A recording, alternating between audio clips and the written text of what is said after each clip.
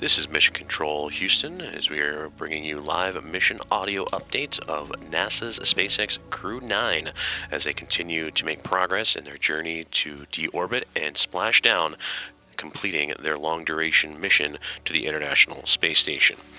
Good afternoon from the International Space Station Flight Control Room and Mission Control Center, Johnson Space Center, Houston, Texas, as crews on the ground both here in Houston and in Hawthorne, California, and SpaceX continue to monitor the progress of Dragon and their 4 crew members aboard, led by Commander and Pilot Nick Hague, NASA astronauts Butch Wilmore, Suni Williams, and Roscosmos cosmonaut Aleksandr Gorbunov.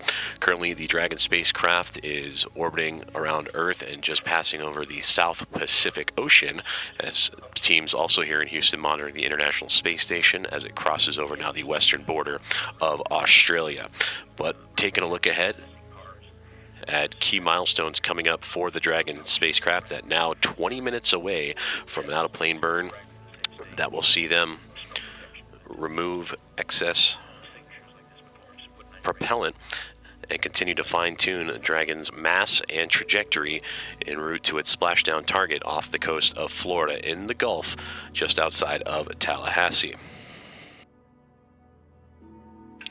You're hearing communications frequently now, and more so as we get closer to deorbit between Commander Nick Hague and the core at SpaceX in Hawthorne, California. That is the Crew Operations and Resources Engineer, as Dragon under the command and guidance autonomously of that team in Hawthorne, California.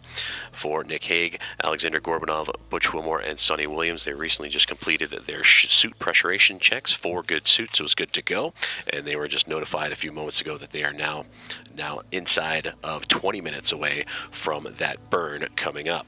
That burn will then lead into about an hour after that the deorbit burn that'll put Dragon on the path to return home into that splashdown zone, as mentioned, off the coast of Florida, just outside of Tallahassee. Splashdown time 4:57 p.m. Central, 5:57 p.m. Eastern time, and that splashdown a little more than 2 hours and 5 minutes away, as the crew and the countdown clocks continue to roll along in progression of their return back to Earth. For Nick Hague and Aleksandr Gorbunov, it'll complete a 171-day mission in microgravity and aboard the International Space Station. For Butch Wilmore and Suni Williams, 286 days for both of them.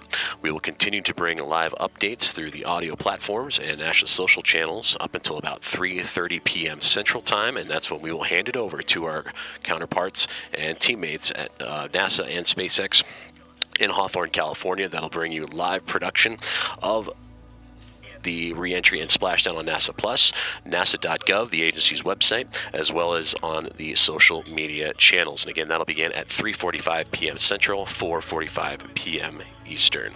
Everything continues to move forward for Crew-9 and their return to Earth.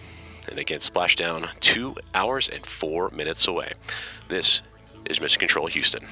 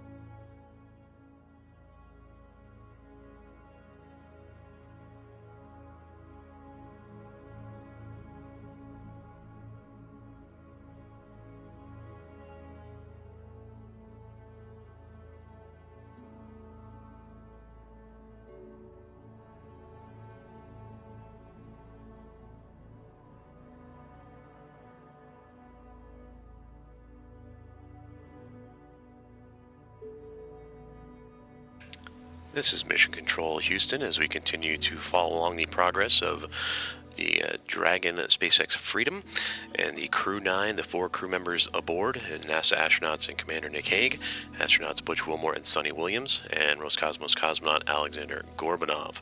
We are now 9.5 minutes away from an out-of-plane prop waste burn that will be executed for a little more than 13 minutes, and that will allow the Dragon to expend excess propellant and to reduce its mass as it continues the deorbit process. And then about an hour later, the deorbit burn will be executed, and that'll send the Dragon capsule on the trajectory necessary for splashdown, an hour and 55 minutes away from now. That splashdown off the Gulf Coast of Florida and just outside of Tallahassee, and currently scheduled for 4:57 p.m. Central, 5:57 p.m. Eastern Time. And again, Crew-9, manned by Commander Nick Hague, with NASA astronauts Butch Wilmore, Suni Williams, and Roscosmos cosmonaut Aleksandr Gorbunov, all completing a long-duration mission aboard the International Space Station, in which they would undock the orbiting laboratory earlier this morning at 12:05 a.m. Central Time from the zenith port, or the port facing space of the Harmony module of the station, and there over a period of a 17-hour phasing and pulling away from the neighborhood of the station through a series of undocking and departure burns, would continue to fine-tune its trajectory en route to the deorbit burn again about an hour and 8 minutes from now. But inside 9 minutes from the out-of-plane and prop waste burn, we will continue to follow along as the crew aboard the Dragon SpaceX, or the SpaceX Dragon Freedom spacecraft, continues to complete its deorbit preparations. They are in their suits. They did a pressure test a few moments ago, 4 good suits, and ready for the commands and the prop waste burn to begin. We'll continue our mission audio coverage of all things Crew-9 and their return to Earth before we'll toss it over to our team in Hawthorne, California. The NASA and SpaceX commentators will take over at 3:45 p.m. Central Time to take you through re-entry and splashdown, as Crew-9 making its return back after a long-duration mission aboard the International Space Station. This is Mission Control Houston.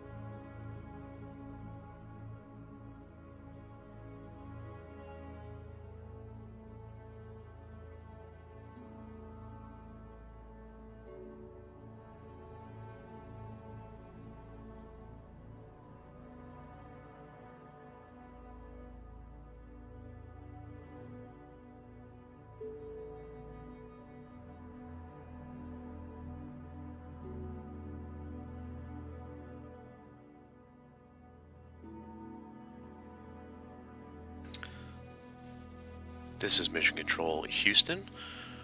As we continue to follow along the progress of NASA's SpaceX Crew-9 mission and their return to Earth, as the prop waste burn is now underway. That'll go for about 13 minutes and allow the Dragon Freedom spacecraft to expend excess propellant and have the mass necessary to complete the deorbit burn and then eventual splashdown off the coast of Florida in the Gulf an hour and 45 minutes from now. Hello from the International Space Station Flight Control Room in Mission Control Center, Johnson Space Center, Houston, as we have been monitoring Dragon's progress since undocking in the early morning hours today, as they undocked from the International Space Station at 12:05 a.m. Central Time and began a 17-hour phasing period that has led us to this moment, now inside an hour and 45 minutes away from splashdown.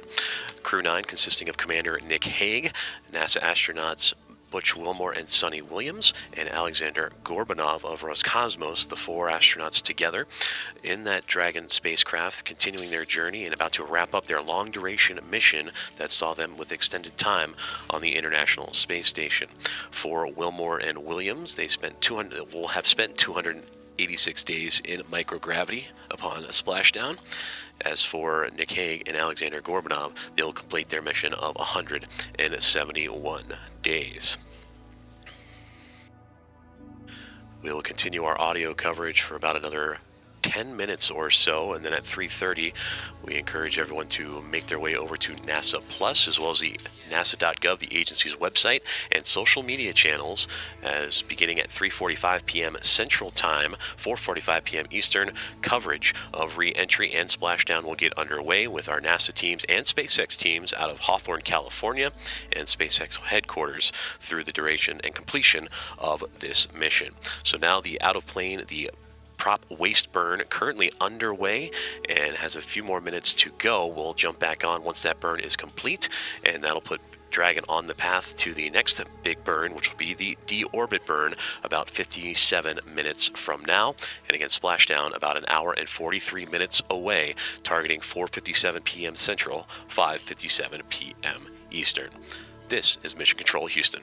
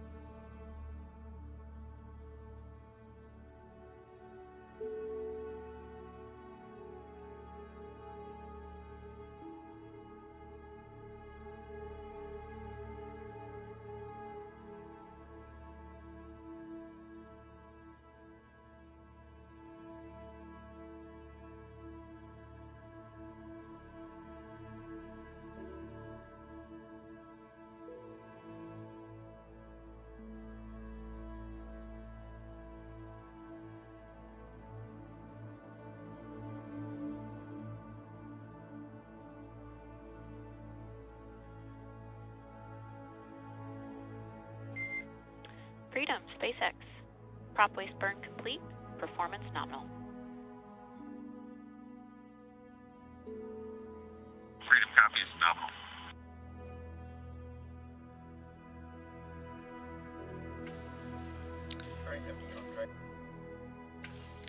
This is Mission Control Houston, coming to you live with mission audio coverage as NASA's SpaceX Crew-9 continues to make way on its return trajectory back home to Earth, with splashdown coming about an hour and 32 minutes from now.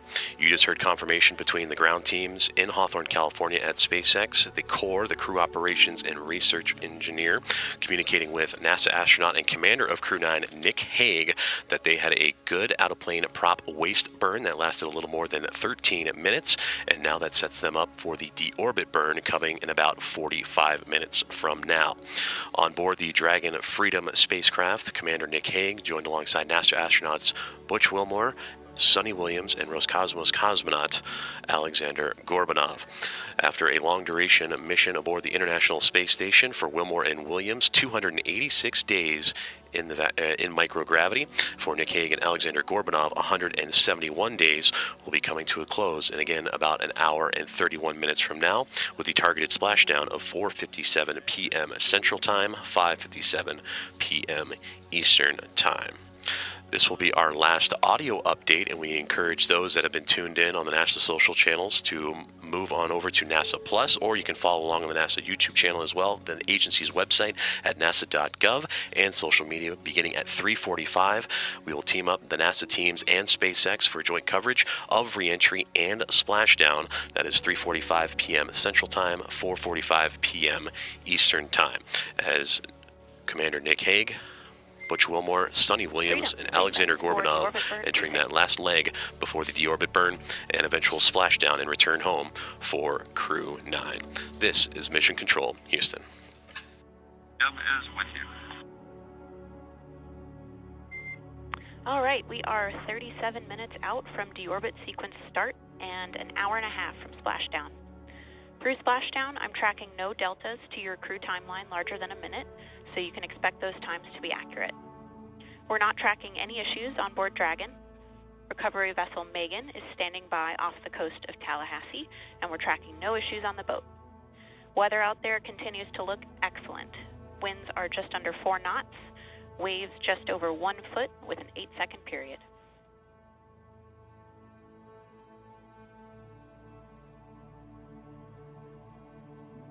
Like a beautiful day down there.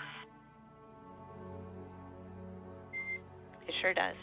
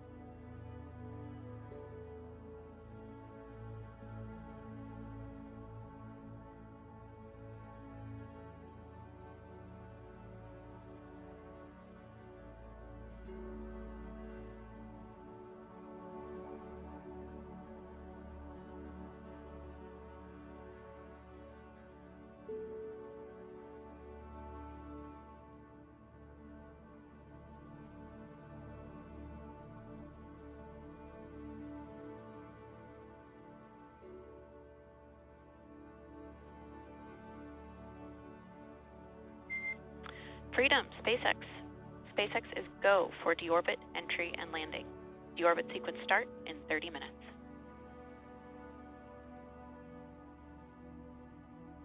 Good copies, go for deorbit sequence and landing for 30 minutes.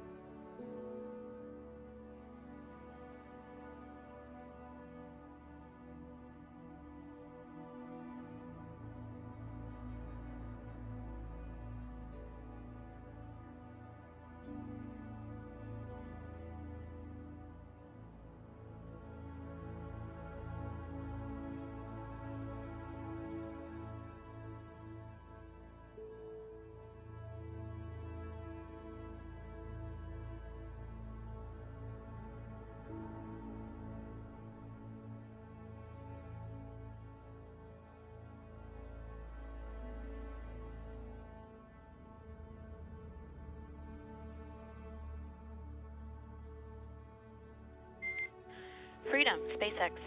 Be advised, in 2 minutes we'll have a 13-minute TDRS LOS. I'll catch you on the other side in time for deorbit sequence start.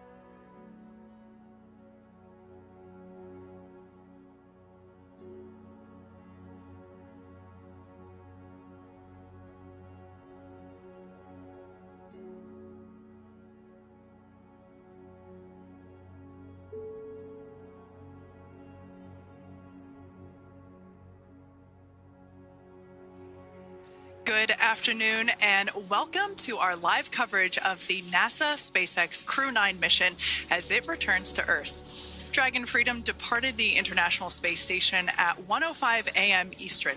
That was 10:05 p.m. Pacific time on March 17th for those of us here in California. On board Crew-9 are NASA astronauts Nick Hague, Suni Williams, Butch Wilmore, and Roscosmos cosmonaut Aleksandr Gorbunov, and they are now on their way to the targeted splashdown site off the coast of Tallahassee, Florida. My name is Kate Tice, Senior Quality Systems Engineering Manager here at SpaceX, and joining me today from NASA Communications is Sandra Jones. Thanks, Kate. It's always such a pleasure to be here. Upon departing the International Space Station, Dragon underwent a sequence of departure burns. The crew then had a rest period and has since kicked off preparations for re-entry, including getting into their spacesuits and successfully performing a leak check. The next phase of the mission is when things will really start to amp up. Dragon has a series of steps to complete before returning Crew-9 home.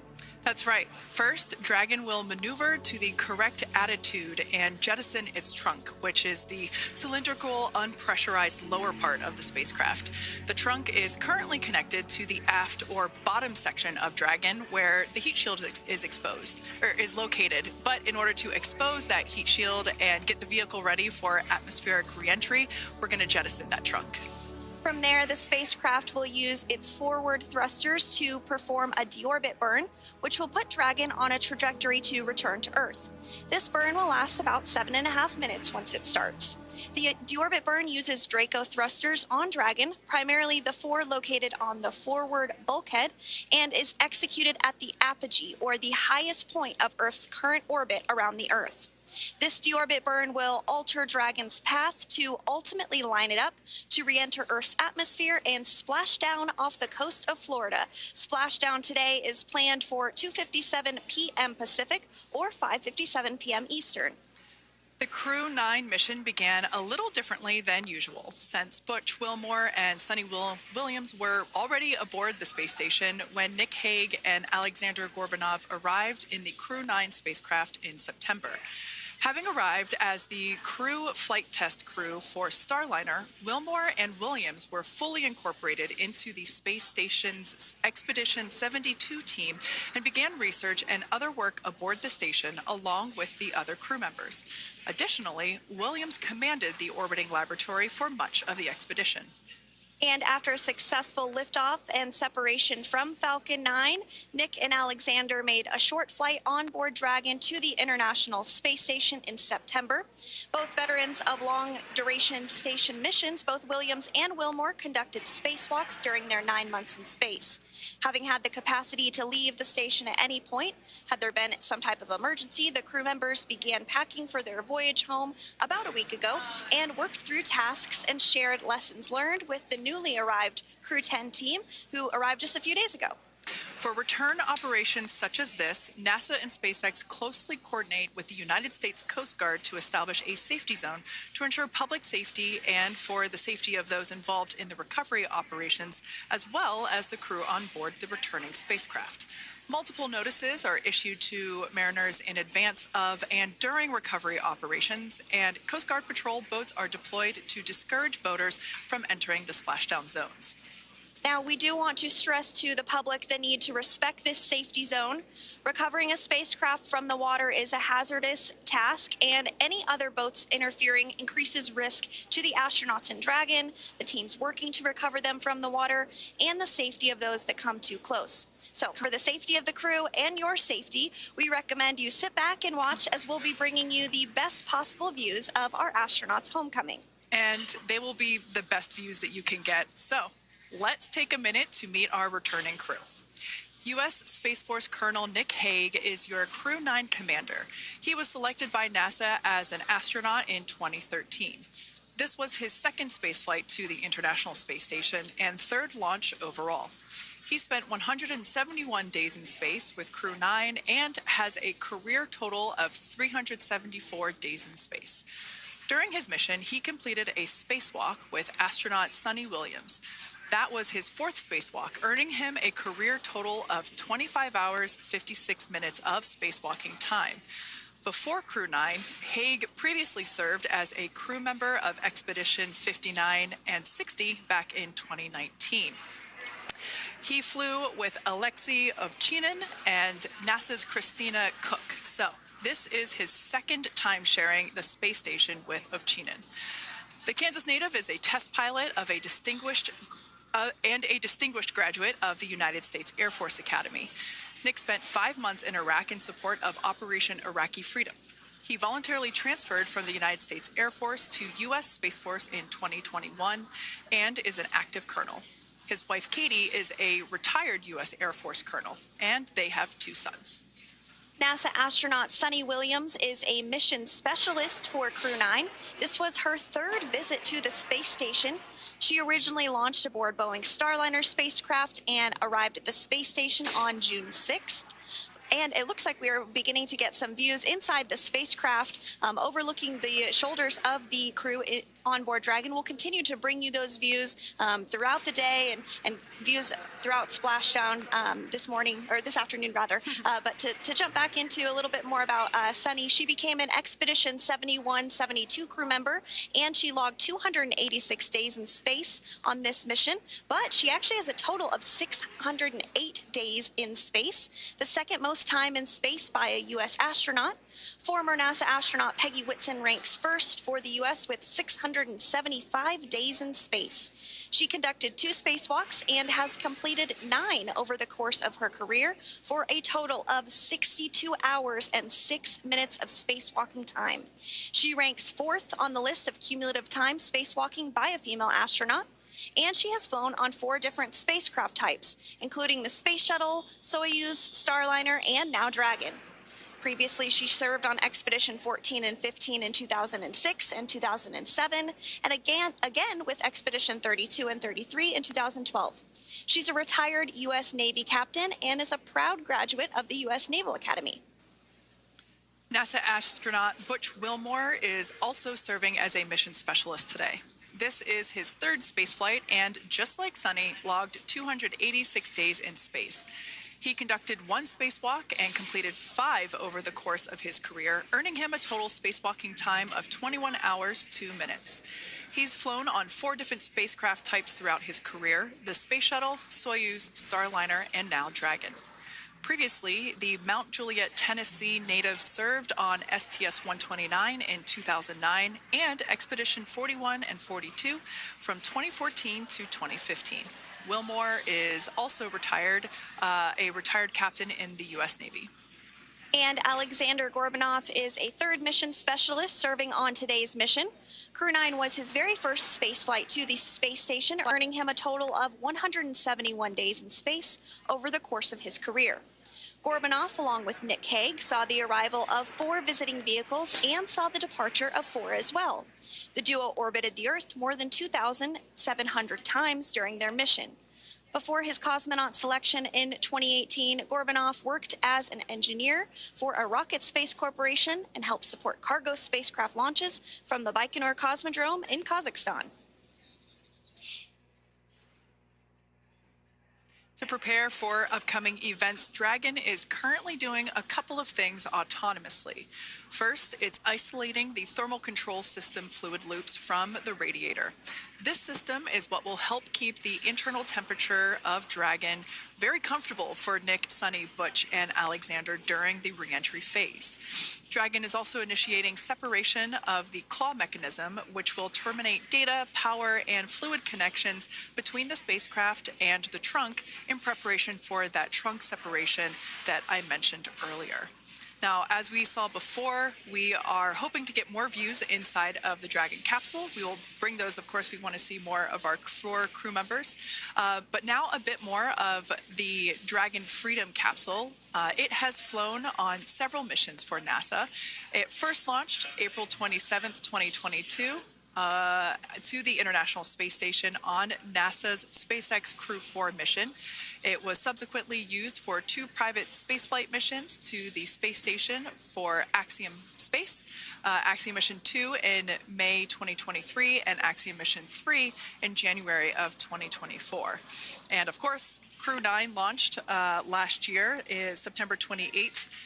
So yeah, a little bit about the Dragon Freedom capsule. Here, a view that we have once again between the shoulders of Commander Nick Hague, who is on the left-hand side of your screen there, and Mission Specialist Aleksandr Gorbunov there on the right. That's right, Kate. And the next major milestone that we're looking ahead towards this afternoon is claw separation. We're targeting that claw separation at 2:05 p.m. Pacific time this afternoon, so less than 10 minutes from now. Continuing to get some views inside Dragon Freedom. To the far left there is NASA astronaut Butch Wilmore, and as you can see, the crew is suited up in their space suits. They are suited up in what we call dynamic phases of flight. So when they launch, when they dock, when they undock, when they return back for splashdown. We might hear some call-outs on the loops about putting their visors down. That will happen just prior to deorbit burn. And you'll hear us pause when some of those communications happen. That's because we want to make sure that we are relaying the best information to you all, and so that you hear it as well. So if you do hear us pause, that is what we're doing. You also see they have their gloves on there, and I know the gloves are pretty unique on the Dragon spacesuits, right? They're custom created? Yes, the spacesuit overall is custom fit for each astronaut. These enable usage of the touchscreen panels that they have in front of them. We can't see it from this view, but that view we saw earlier between Aleksandr Gorbunov and Nick Hague, that is a touchscreen. It allows the crew to monitor everything that Dragon is doing, along with those tablets that they have there on their legs. So yeah, the spacesuit itself is intended to act as a mini spaceship, if you will, as once the visors are closed, it is able to maintain a pressure in the unlikely event of a depressurization event for Dragon. So there we can see those screens I was talking about. So there in the center, we've got the location tracker, as well as on the left-hand side, it's mapping out the operations that Dragon is executing the crew has to remain well informed of all these things that Dragon is doing autonomously. That basically means that Dragon is flying itself. The crew has the ability to control the capsule if necessary, but the capsule is essentially going to bring itself home. But of course, in order to be familiar with the orbit sequence starts in 5 minutes.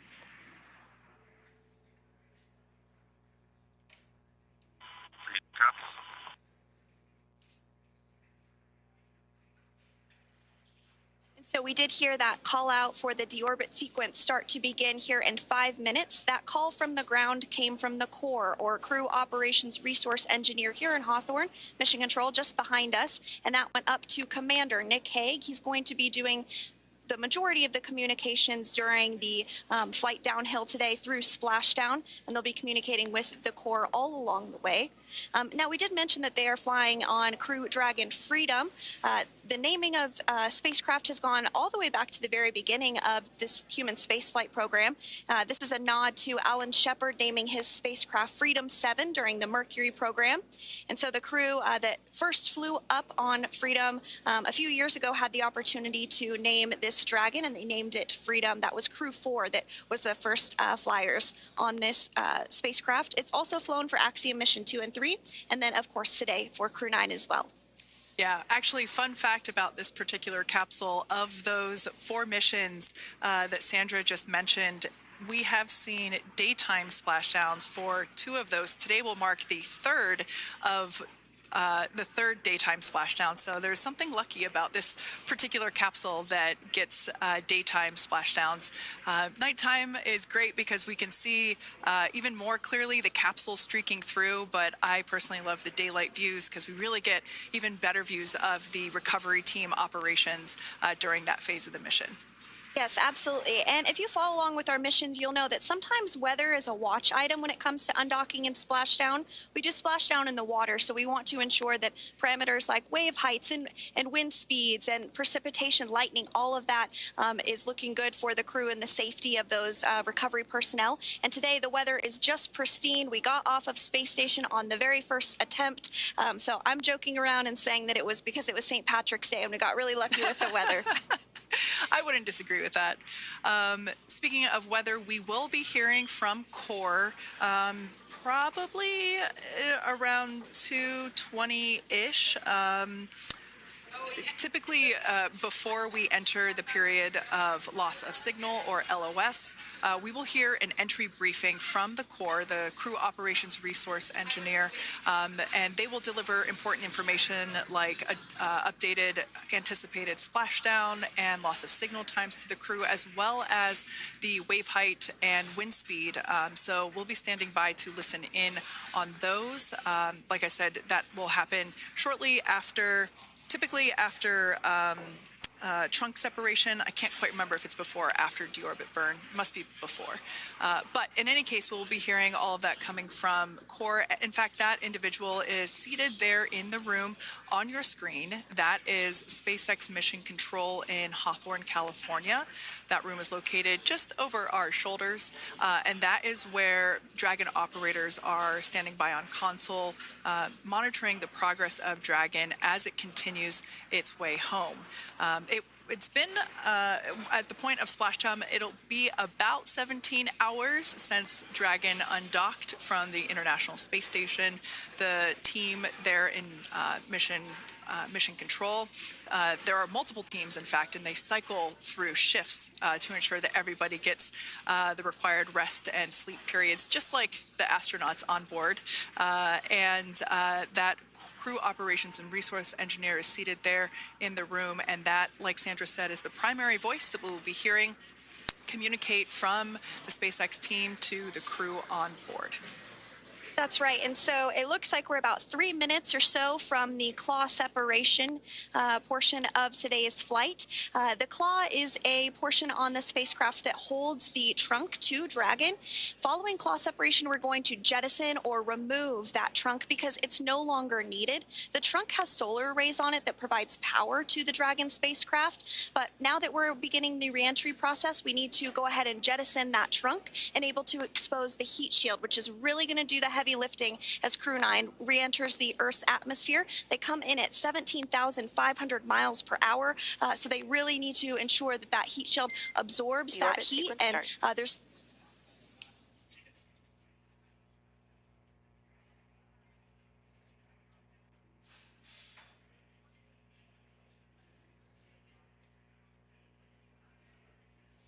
And so we did just get communications there that the deorbit sequence start has begun.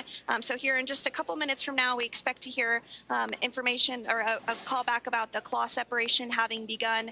And again, that kicks off that trunk separation portion that I was discussing to remove that, expose the heat shield, and then eventually we'll have the deorbit burn, and we'll continue to walk you through all of these milestones as we approach them ahead of our splashdown at 2:57 p.m. Pacific time this afternoon off the coast of Tallahassee, Florida. Yeah, we're very excited to bring the Crew-9 crew home. Sandra, we were talking about the trunk separation. That trunk is on a trajectory that will re-enter in the atmosphere and break up upon that re-entry. The heat shield itself is one of my favorite parts of the Dragon capsule. It is the workhorse of the re-entry phase. It will work to protect the Dragon capsule and the crew members on board during the re-entry phase as the temperatures outside of the capsule build up to, I believe, about 3,000 degrees Fahrenheit in excess of. And meanwhile, the interior of Dragon stays a very comfortable temperature. That heat shield does a lot of the work, and we'll see that plasma build up on the exterior of the capsule. As a result of the plasma that builds up, we will lose communications with the crew. This is known as loss of signal, or LOS. This is roughly a 10-minute period on average, even less than. I believe today it is probably about 6 or 7 minutes long.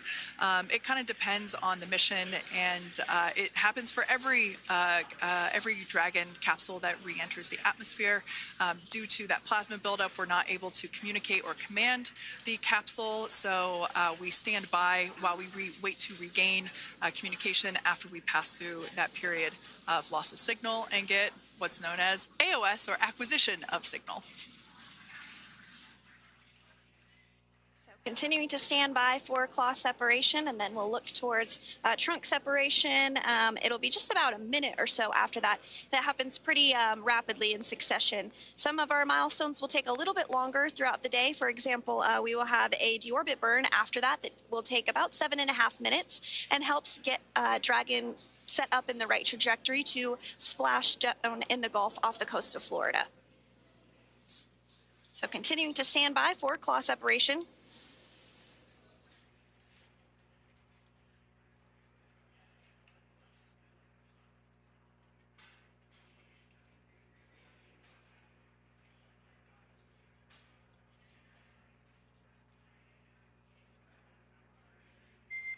Nominal trunk jettison.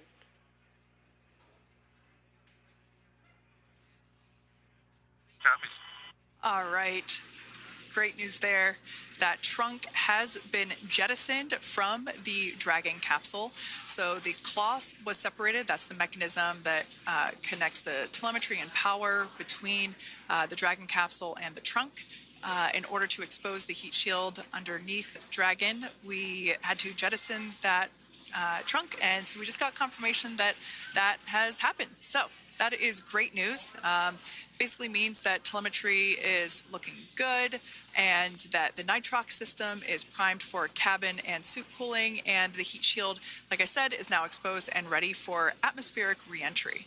The trunk served its purpose by gathering energy from the sun through its solar cells and converting that to battery power.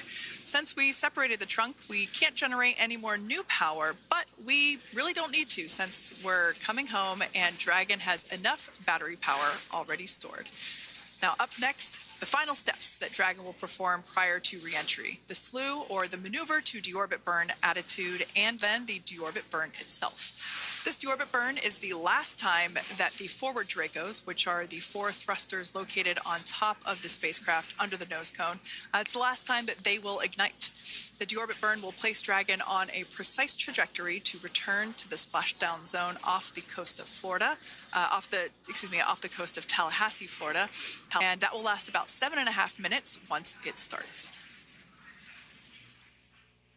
And so deorbit burn is targeted for 2:11 p.m. Central Time, so about 2 minutes from now. As we mentioned, it's going to last about 7.5 minutes, again, helping to get Dragon into the precise trajectory to ensure that splashdown occurs in the area that was calculated and where the recovery team is already in place, ready to support splashdown operations today. The recovery vessel Megan is the ship that is going to be utilized today, and we also have what is called fast boats that go out first to check the spacecraft and make sure everything is looking good before the recovery vessel Megan approaches. So that whole recovery process takes about an hour, I would say, from the time the crew splashes down to the time they're on the boat and the crew gets out of the capsule. And we'll continue to bring you live coverage through every step of the way today as Crew-9 returns home. Indeed. Now, let's take a little bit of a closer look at Dragon.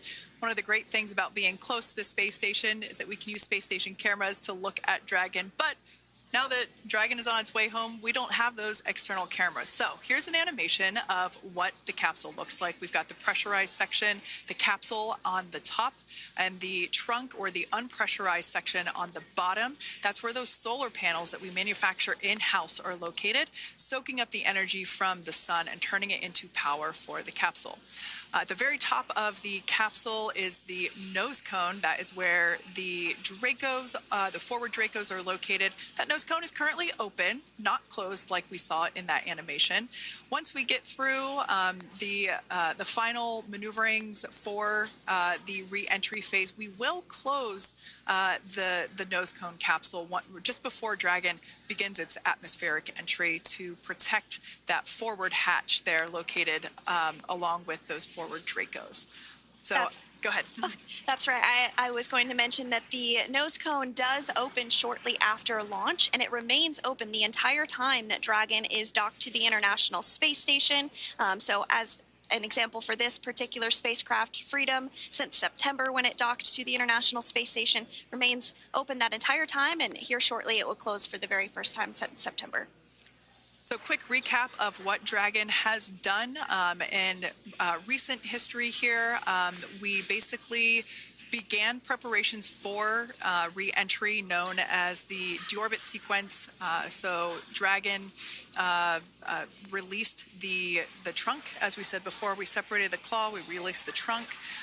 It next will slew to the deorbit burn attitude. Slew basically meaning maneuver, so it will position itself correctly to execute that deorbit burn. We want the heat shield side to be facing forward, or first, if you will. We want that to be the leading edge of the Dragon capsule, as that heat shield is meant to basically be an ablative material for the heat that it will incur. Once we complete that deorbit burn attitude slew, we will initiate the deorbit burn itself. That will last for several minutes, expecting that to be to start here any moment now, actually, and then it will go until about 2:18 p.m. Pacific time or 5:18 p.m. Eastern time. And I did hear confirmation that that deorbit burn is underway. As we mentioned, it's about a 7.5 minute burn. So within the last 10 minutes, Dragon has jettisoned its trunk and initiated the deorbit burn just seconds ago. As mentioned earlier, for those operations, NASA and SpaceX closely coordinate with the United States Coast Guard to establish a safety zone to ensure public safety and for the safety of those involved in the recovery operations, as well as the crew on board the returning spacecraft. Multiple notices are issued to the mariners in advance of and during recovery operations, and Coast Guard patrol boats are deployed to discourage boaters from entering the spacecraft, the splashdown zones. So we do want to stress to the public the need to respect this safety zone. Recovering a spacecraft from the water is a hazardous operation, and any other boats interfering increases the risk to not only the astronauts in Dragon, but the teams working to recover them from the water and the safety of those that may come too close. So for the safety of the crew, which you see there on your screen, your safety, we recommend you sit back and watch as we'll continue to bring you the best possible views of our astronauts' homecoming. Yeah, as I mentioned earlier, this deorbit burn is the last time that we will utilize our 4 forward Draco thrusters. Forward basically meaning at the top of the Dragon capsule. Dragon Freedom has not yet entered the Earth's atmosphere. This deorbit burn is what will line the vehicle up and put it on its final trajectory to the landing site right off the coast of Tallahassee, Florida. So basically, it is the last burn that the Dragon spacecraft executes and is what really locks it in for that precise landing. As you can see on your screen right now, Nick, Suni, Butch, and Alexander are using their screens to keep tabs on the burn duration, the Draco firings, and trajectory details such as entry angle, spacecraft perigee, and how much distance remains until deorbit burn termination. As I mentioned earlier, Dragon is flying itself. So all the crew has to do is stay strapped into their seats and keep tabs on things. Although I must say, if I had one of those window seats, it would be pretty difficult to restrain myself. Now, with Nick, Suni, Butch, and Alexander ready to deorbit and splash down back on Earth, they will be heading to one of 8 targeted sites supported by SpaceX and NASA. All of these sites are located off the coast of Florida, either in the Gulf of America or the Atlantic Ocean. Spreading the supported sites across multiple locations helps maximize the return opportunities for this mission and future crews, lowering the chance that we'll have to wave off due to bad weather. For those of you following along, you'll know that today's splashdown marks our final Dragon recovery on the East Coast. After 6 great years of successful recovery operations off the East Coast, we'll be moving all Dragon recovery operations back to the West Coast. And as always, NASA and SpaceX jointly select our splashdown location. And for today, the prime recovery site is off the coast of Tallahassee, Florida. The selection process works with a lot of different variables, including the space station's orbital trajectory or path that it follows, what landing sites are available and have favorable weather, how much free flight capability Dragon has for the trip home, and the sleep schedules for the returning crew members, as well as, of course, the big one, the weather. We'll start with calculating daily return options based off of the space station's current orbit and Dragon's capabilities to maneuver and line up for re-entry. The time from undock to landing at the primary site can vary from less than 6 hours to more than 39. Getting home the quickest comes with some obvious benefits, but we always have to make sure the crew is properly rested for dynamic operations, preventing us from scheduling 20-plus hour days for them. Of course. Trajectory and ballistic experts provide the daily opportunities that would line up Dragon with the 7 landing zones and split them into what we call ascending and descending opportunities. Dragon uses its Draco thrusters after leaving station to execute a series of altitude-lowering maneuvers and to line up with the selected primary site. It can also change to different alternative sites while in a free flight if sudden weather moves in that we may need to avoid. So, as we mentioned, weather is something we're constantly looking at, making the final call to proceed about 2.5 hours before the crew undocks. So, for the Crew-9 return, we looked at a number of weather items. Some of the obvious ones are no rain or a chance of lightning in the recovery zone, both for the safety of the crew inside Dragon and the recovery teams in the water. And we're also looking for wind speeds to be less than 15 feet per second, or about 10 miles per hour, and relatively calm seas so that we can safely execute recovery operations, which includes landing a helicopter on the recovery ship to fly Nick, Suni, Butch, and Alexander back to Florida. Once Dragon began flying today, we had a number of additional checkpoints to either proceed towards the primary site, head to the alternate, or select a new zone based on real-time weather data. These checks happened all the way up until we were in the final hours before the deorbit burn, which has just about a minute or so left in it. And this is the last burn in the trip home that commits Dragon to re-entering the Earth's atmosphere. Now, we are currently waiting to conclude the deorbit burn. We've got less than a minute until that finishes. we will expect to hear a call out for nominal burn, which will confirm completion of that deorbit burn for Dragon Freedom. We can see images there from the touchscreen display panels that the crew utilizes in flight. We can see the visualization of exactly which one of the four forward Draco thrusters are firing. That's why you have kind of like a strobe effect there.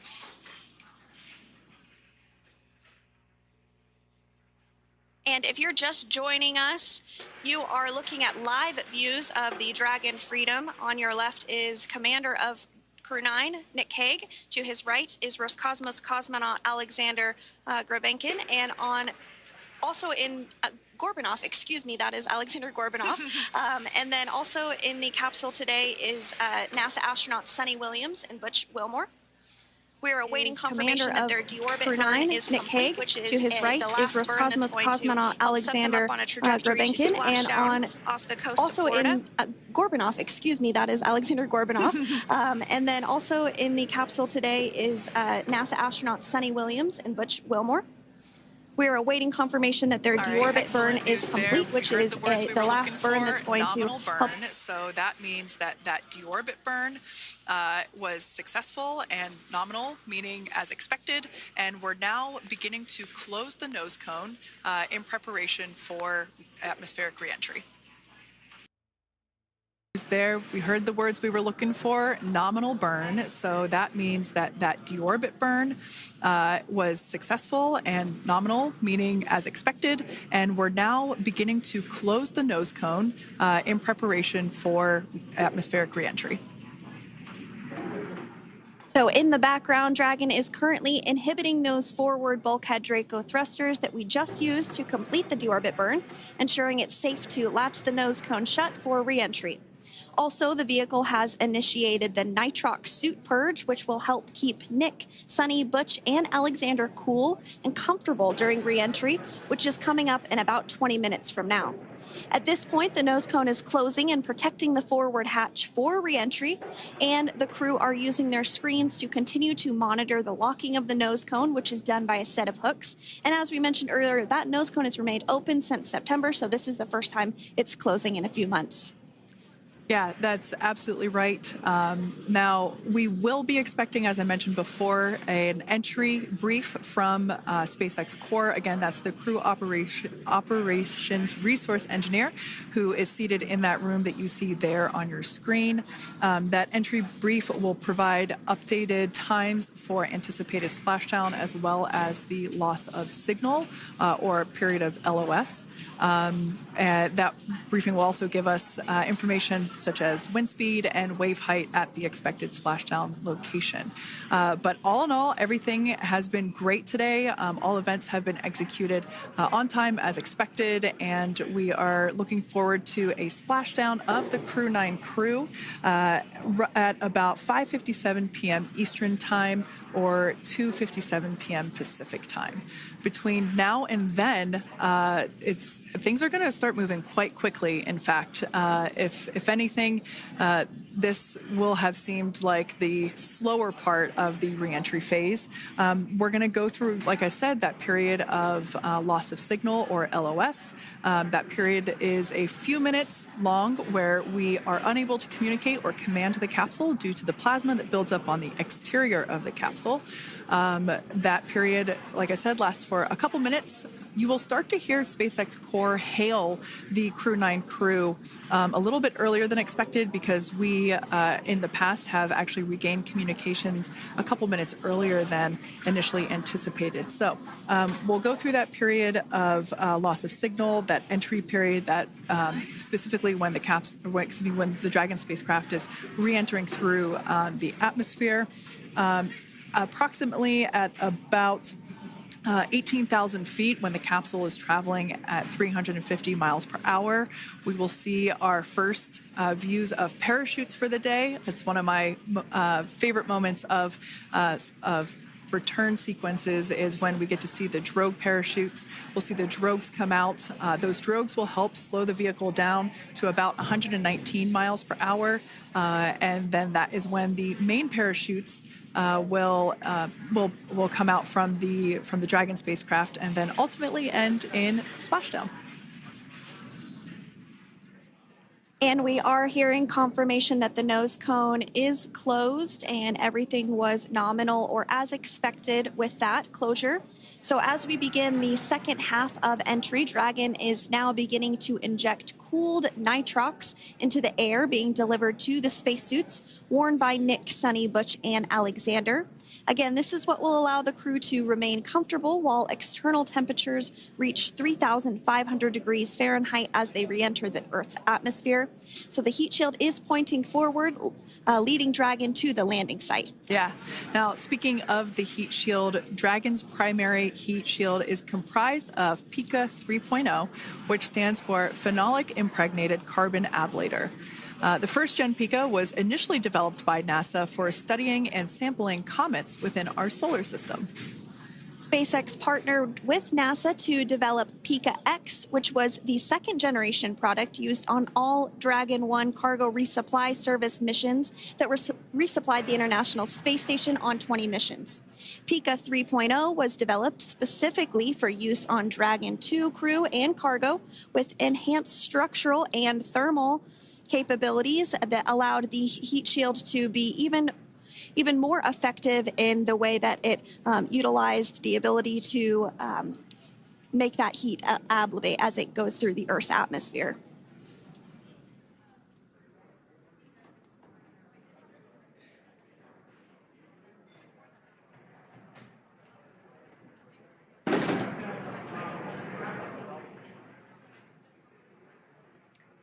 The remainder of Dragon is composed primarily of a SpaceX proprietary ablative material. It's another class of thermal protection which is lighter weight versus PICA and protects the underlying composite structure during reentry to ensure the structural capabilities are maintained.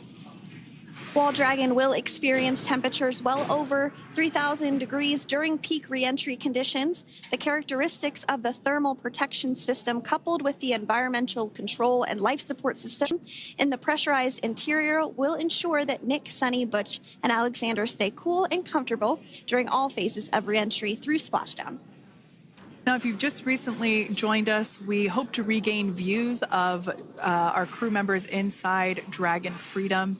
But we don't have those available at the moment due to ground station coverage. So we will bring those back to you as soon as we can. Now, after Dragon Freedom has re-entered the Earth's atmosphere, a series of parachutes will deploy to slow the crew's descent. First will be the 2 drogue parachutes, followed by the 4 main parachutes, and those will guide Dragon to its first contact with Earth since it launched back in September. Dragon will automatically deploy these parachutes when different pressure and positioning sensors on the spacecraft detect that they're at the right speed and altitude. Vehicle velocity at drogue deploy is approximately 350 miles per hour, and they deploy at about 18,000 feet. Now, when the vehicle velocity at main deploy is approximately 119 miles per hour, and they deploy at about 6,500 feet. When Dragon splashes down in the water, the vehicle velocity will be about 16 miles per hour, so you can really see how those parachutes help to slow down the crew inside the capsule. The highest G-load the crew is expected to experience today is about 3 to 5 Gs. Yeah, when you think about really fun roller coasters, they're about in that range. So I'm sure that our crew on board will be well equipped to experience those Gs. It's nothing for them. They go through much more intense training. And so we are continuing to make our way through a number of milestones today. We did have trunk separation. Freedom, SpaceX. Nose cone is secure for entry. Freedom copies.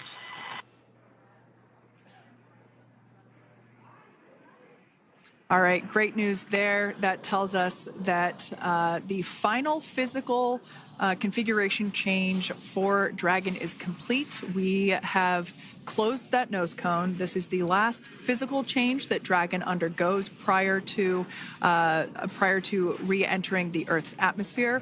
It's important that that nose cone is completely closed because underneath it is not only where the 4 forward Draco thrusters are located, but it's also because that is where the forward hatch is located. That is the hatch that is utilized for the crew to ingress and egress from the station while it is docked on board. And since our capsules are flight proven and we reuse them on future space flights, we want to make sure that all of the integrity of that hardware remains intact. So that nose cone is successfully closed, and we're going to start moving pretty quickly here. As I mentioned before, we'll go through loss of signal. We'll get that signal back several minutes later, and then we'll see the parachute action. Yep, and then that's all ahead of Splashdown off the coast of Florida. We're targeting Tallahassee as our splashdown zone today at 2:57 p.m. Pacific time this afternoon. Now, you did mention the call to the crew. They'll do some additional calculations following that burn and potentially let us know if that splashdown time has changed at all. But right now, we are continuing to target 2:57 p.m. And you can see there on your screen a path of where Dragon will be re-entering today. So if you are in the southern tip of Mexico, you might have the opportunity to see Dragon. Because it's a daytime splashdown, you probably won't have too great of views, but potentially you'll have the opportunity to get a glimpse of it there. Once again, Dragon operators, they're monitoring the progress of Dragon through this re-entry phase. That is SpaceX Mission Control, located here in Hawthorne, California. That is also where the crew operations and resource engineer is seated. That person is the voice that we have heard multiple times and will continue to hear as the primary point of contact to the crew on board Dragon Freedom. We will also hear the voice of Commander Nick Hague. Basically, after we hear the Corps communicate something, we will hear Nick Hague indicate that they copy, that they heard the message well, some sort of recognition that the message was received. And if you joined us yesterday for our coverage during the undocking, we were communicating through something that's called a big loop.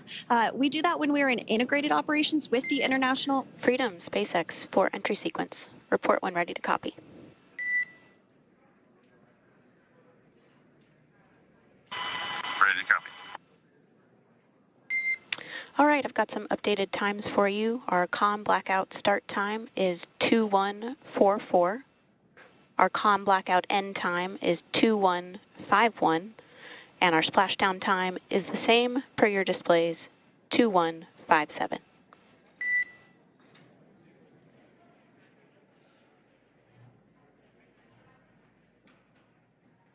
Okay. Understand comm blackout start 2144, stop 2151, splashdown per display. That's a good readback. And with that, please report when tablets are secured behind the elastic bands, restraints are tight, and visors are down. And copy, Wilco.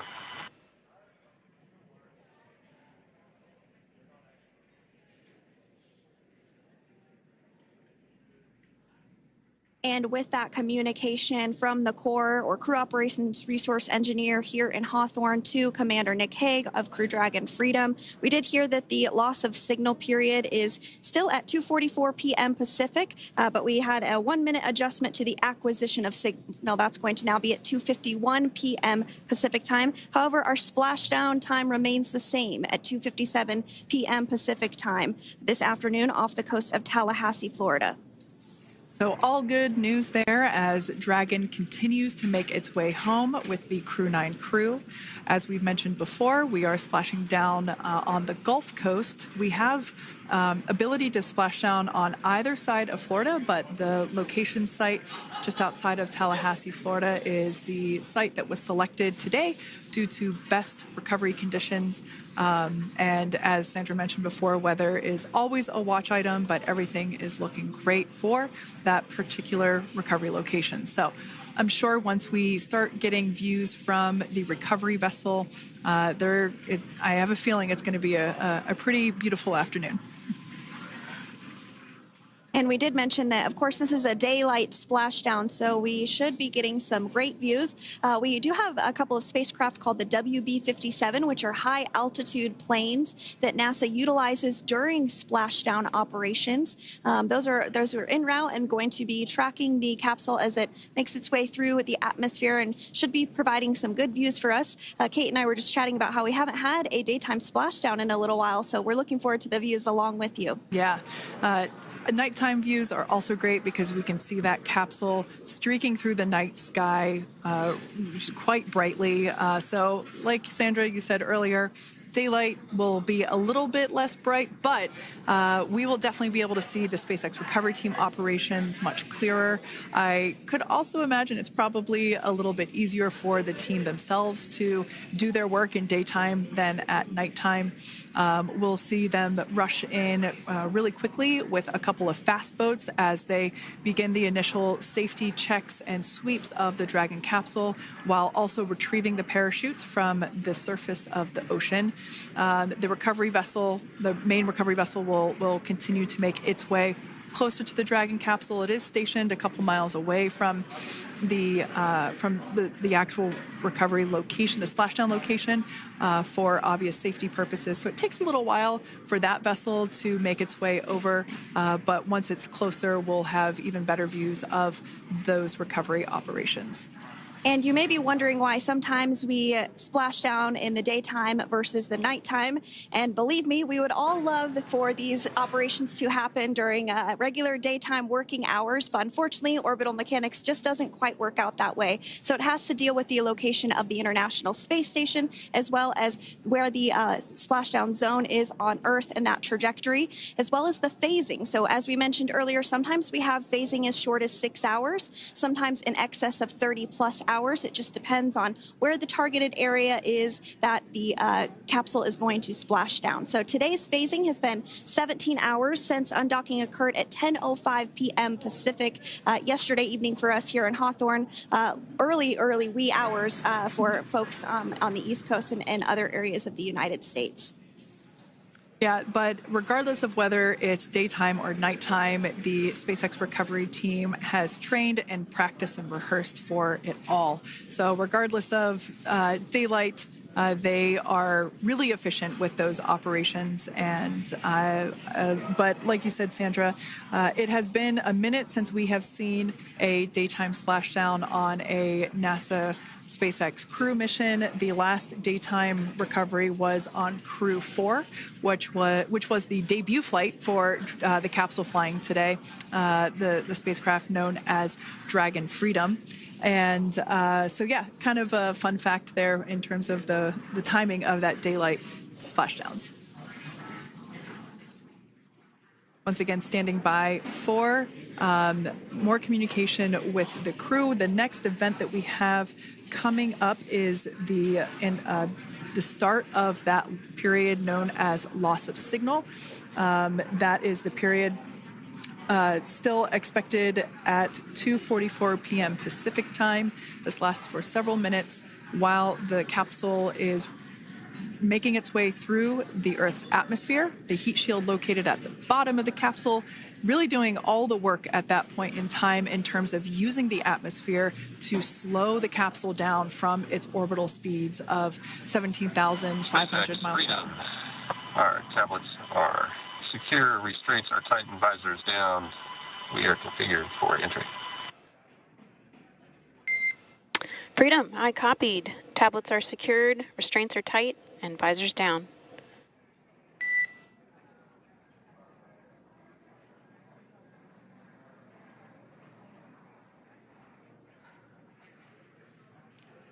All right, great news there in terms of continuing to make progress. That back and forth communication we heard was just letting Core know that per their instructions, Crew-9 has now put away everything that was necessary in order to begin the re-entry, including those tablets that were located on their legs. Those are now stowed away.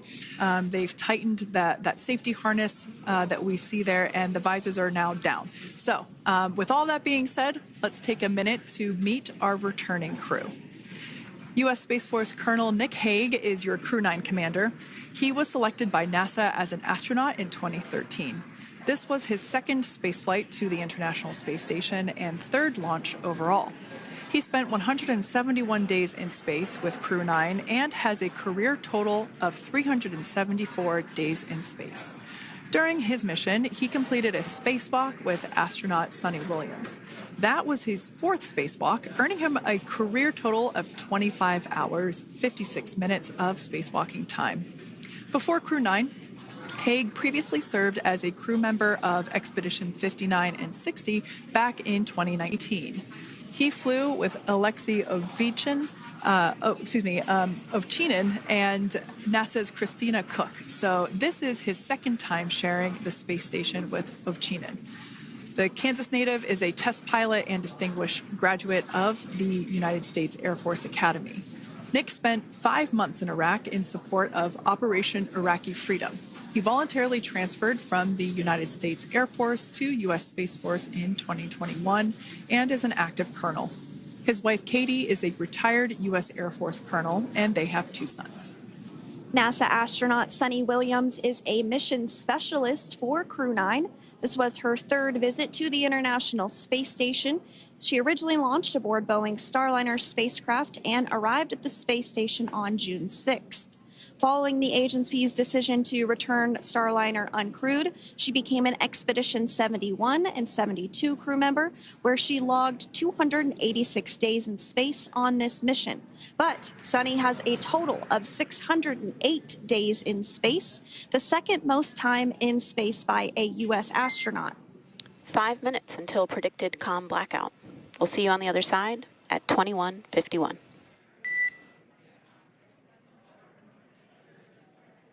21:51. Talk to you soon.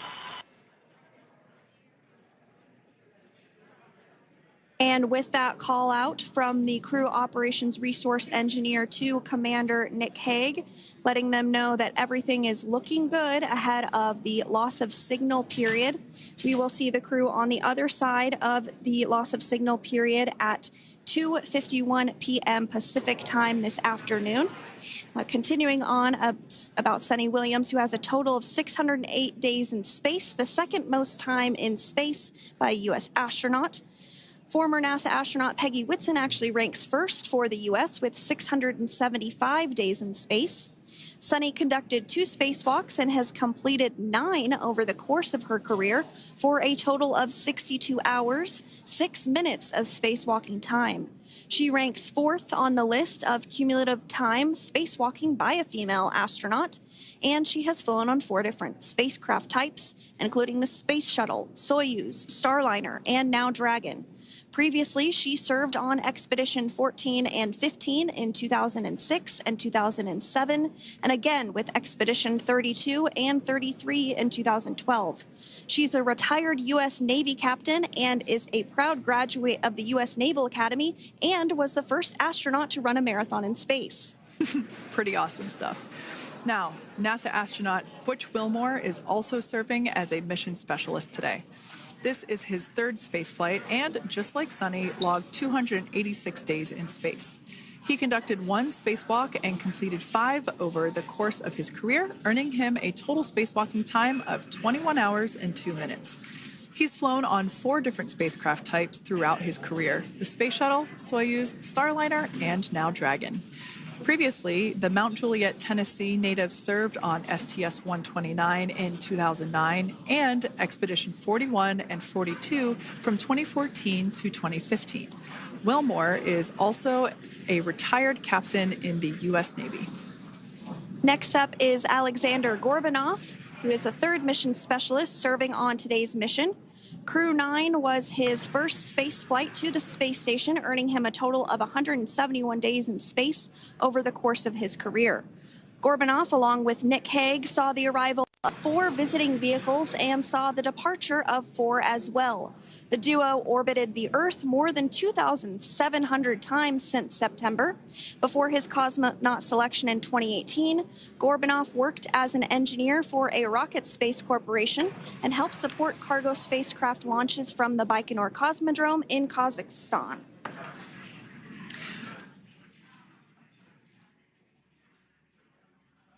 So if you are just joining us, we are continuing to bring you live coverage of Crew-9's return to Earth following their mission aboard the International Space Station, where they completed science and research investigations. We are targeting splashdown off the coast of Florida at 2:57 p.m. Pacific time. The next major milestone that we'll look ahead towards is what we call loss of signal, or LOS, when we won't have communications with the crew because they will be re-entering the Earth's atmosphere. And during this process, there is plasma that builds up around that heat shield, so we are not able to communicate with the crew, but we are anticipating to regain communications with the crew at a short time from now at 2:51 p.m. Pacific time today. As we said before, everything continues to look good for the return of the Crew-9 team. We are about to go into that period of loss of signal. Once we get views of the crew inside the capsule, once again, we will be sure to bring those to you. But that period of time is when plasma is building up on the exterior of the capsule, generating heat in excess of 3,500 degrees Fahrenheit. So we are unable to communicate or command the spacecraft at that time. And that includes, unfortunately, video feeds as well. So as soon as we get the views back inside Dragon, we will bring those to you. But until then, we are going to stand by and continue to monitor the progress of Dragon. Like Sandra just said, we are anticipating the blackout period to begin at 2:51 p.m. Pacific time, 5:51 p.m. Eastern time. This will last for several minutes. It's not super exact, even though we are predicting acquisition of signal, or AOS, to come back at 5:51 p.m. Eastern time. In the past, we have regained communication sometimes a little bit earlier than that, so we'll probably start to hear Core begin to hail Crew Dragon a minute or two prior to that anticipated acquisition of signal. But right now, Nick, Suni, Butch, and Alexander are seated in their seats inside Dragon Freedom. Their visors are down, and they have put away or stored the tablets they had located on their upper leg to monitor Dragon's progress. Now they will be utilizing the touchscreen displays, where the current operation and future operations will be displayed as they are able to monitor Dragon's progress continually. As I said before, Dragon is autonomous, meaning it is flying itself. So the crew stands by and monitors, and those touchscreen displays are what will be allowing them to do so and prepare for events such as parachute deploy. And while on board the International Space Station, Nick, Suni, Butch, and Alexander contributed to over 900 hours of science and research investigations, which is really the key purpose of the International Space Station. Now, the International Space Station is celebrating a major milestone this year, where they will be celebrating 25 years of continuous human presence in November. So if you're younger than 25 years, you've never known a day where there hasn't been a human living and working aboard the International Space Station, contributing to key science and research investigations that impact our lives here on Earth. There's research being done on Parkinson's, on osteoporosis, on cancer research, and a variety of other studies. Additionally, the microgravity laboratory provides a jumping off point for us as we venture back to the moon and onto Mars through longer duration space flights. One such example that the crew worked on during this mission was an alternative exercise device. In microgravity, the crew has to exercise for about 2 hours a day because they're not having the effects of gravity on their body. So to prevent bone and muscle loss, we counteract that with 2 hours of exercise per day. On board the International Space Station, they have 3 ways in which they can exercise. They have a bike, they have a treadmill, and they have a similar to a weightlifting machine that counteracts the microgravity environment. But a particular experiment that this crew tested out was a combination of all 3 of those in one smaller device. And this is really critical as we continue on to the moon, Mars, and beyond, because space is really important in spacecraft. So if we have something smaller that the crew might be able to utilize, that can potentially help us venture out even further into the solar system. So science is really the name of the game when it comes to the International Space Station. Some of the other science highlights that took place during this increment that are particularly interesting to me was we had the first wooden satellite that was deployed. This is a study to see if other materials might be more resourceful or renewable in space. So I'm really excited to see the results of that one as well. Additionally, we had a couple of spacewalks that took place to not only provide maintenance to the International Space Station, but also where we swabbed the outside of the space station near vents to see if any microbes that we all have microbes on us, to see if any of those could survive in the harsh environment of space, which again is very important for us to know and understand as we continue to the moon, Mars, and beyond. Very exciting stuff. Now, at this point, we have now entered the communications blackout period for the Dragon spacecraft. This lasts approximately 7 minutes due to plasma formation around the spacecraft itself. During this time, no vehicle telemetry is received by mission control or the recovery team, and no external commanding of the vehicle or voice communication is possible. But as a reminder, Dragon is designed to fly itself. During re-entry, the vehicle will be slowing down from orbital velocity, which is approximately 17,500 miles per hour. The top temperature that Dragon will experience upon re-entry is 3,500 degrees Fahrenheit. This blackout period, as I said before, we expect it to last about 7 minutes today, concluding at 5:51 p.m. Eastern Time or 2:51 p.m. Pacific Time. We right there have our first view of Dragon Freedom coming home to Earth. And that view is from the WB-57, which is one of NASA's high-altitude planes that is tracking. Now, because of the way that this camera is configured, it does look like it is dark, but it is indeed daytime, and you're beginning to see that plasma trail as Dragon re-enters the Earth's atmosphere. All of that is expected. We are anticipating an acquisition of signal around 2:51 p.m. Pacific Time, so just minutes from now, and you may hear the core begin to hail out or call Dragon for communications and see if we can potentially get communications with them a little bit earlier. Following this, we'll have two events in rapid succession. We'll have the drogue parachutes deploy at 2:53 p.m. Pacific, followed by the mains just 1 minute later at 2:54 p.m. Pacific Time, ahead of a splashdown at 2:57 p.m. Pacific Time off the coast of Tallahassee, Florida.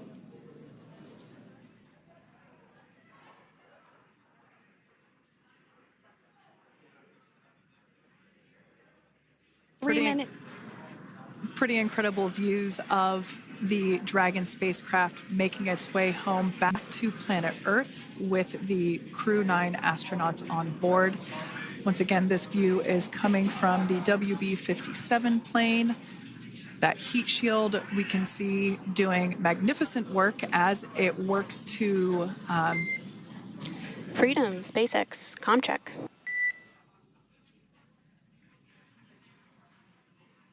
All right, we're going to start hearing the SpaceX Crew Operations Resource Engineer. SpaceX Freedom is with you. 4.16. Enjoying the ride.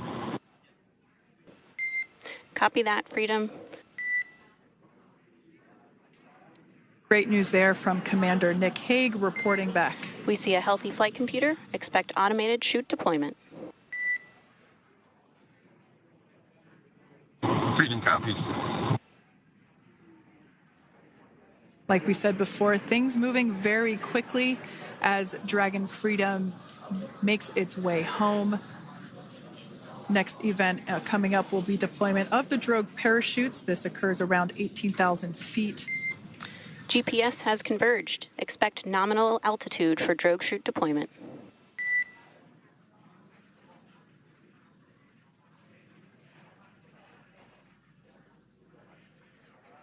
We're about 2 minutes away from deployment of those drogue parachutes. Now the heat shield is continuing to work to slow the vehicle down. That entry period, the Dragon spacecraft went from orbital velocity about 17,500 miles per hour down to about 350 miles per hour. So that really gives you a sense of why that plasma builds up on the exterior of the capsule thanks to the heat shield and the work that it does. Those drogue parachutes will slow it down from 350 to about 119 miles per hour. We can see 15 kilometers. Brace for drogue window. We can see seat rotation happening inside the capsule. Great to get those first views of our crew members. Once again, the capsules are going about 350 miles per hour when the drogues are deployed. Those drogue parachutes that we manufacture here in-house are going to slow the spacecraft down to 119 miles per hour. And that is when we will see the main parachutes deploy, and that occurs about 6,000 feet above the ocean's surface. And we are expecting drogue deployment at 2:53 p.m. Pacific, so we should see it any second now. And there you are getting a great view of Crew-9 inside Dragon Freedom as it returns back to Earth. We are awaiting the drogue deploys. This view coming from the WB-57 high-altitude plane. And there you see it on your screen, drogue deployment. Drogue descent rate nominal. You can hear the crowd here. Visual on 2 healthy drogues. Crowd here very excited as Dragon Freedom continues to make its way back to planet Earth.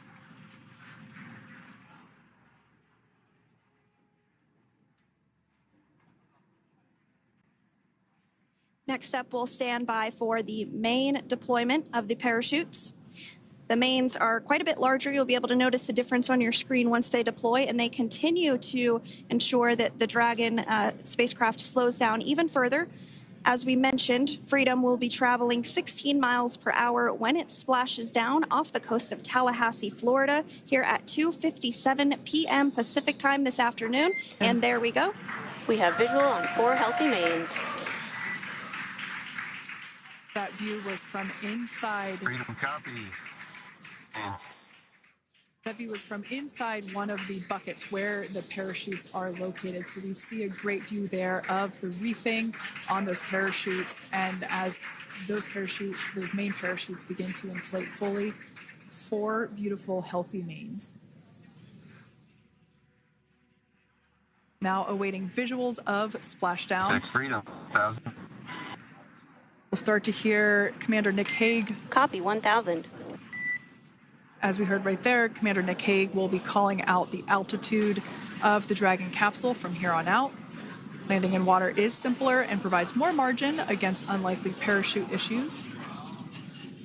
You can see those parachutes continuing to slow the Dragon capsule down.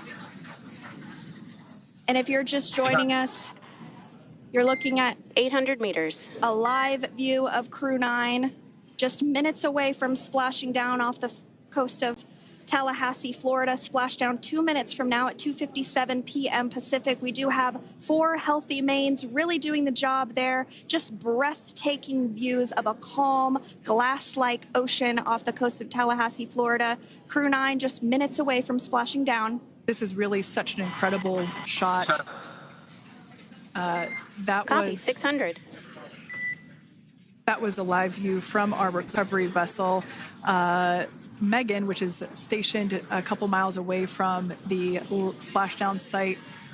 We can see the crew there using their restraints as resting places for their arms. They were just in space moments ago, so their arms were able to float freely. 400 meters. This is a gorgeous bluebird day here that we have for the splashdown of Crew-9. It's incredible to think that the Dragon capsule just minutes ago was going over 17,000 miles per hour, and now gently coasting to a soft splashdown. 200. Copy, 200 meters. Brace for splashdown.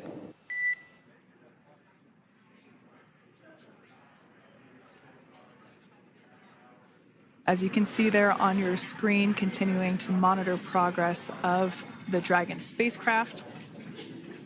And we're going to stand by for splashdown located in the Gulf of America off the coast of Tallahassee, Florida.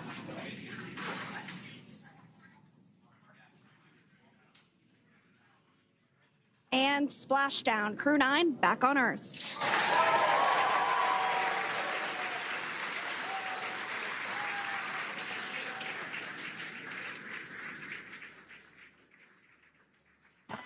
And SpaceX Freedom, Splashdown.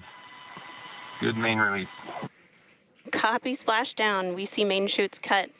Nick, Alex, Butch, Suni, on behalf of SpaceX, welcome home.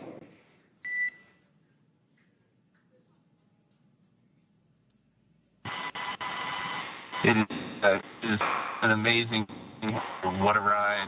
I see a capsule full of grins ear to ear.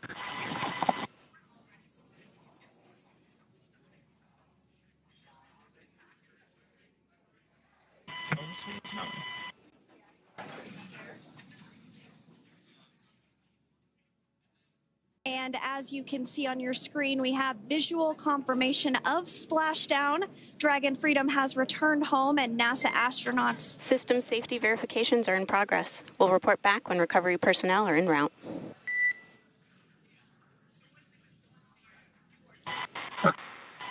Understand. And, we're in section 2, 4.800 landing response. And looking for your words on if it is necessary.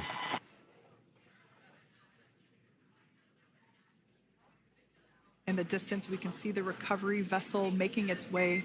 Copy, you're in section 2 for the environmental assessment in 4.800. That is not necessary today. Understand. Raise and advise.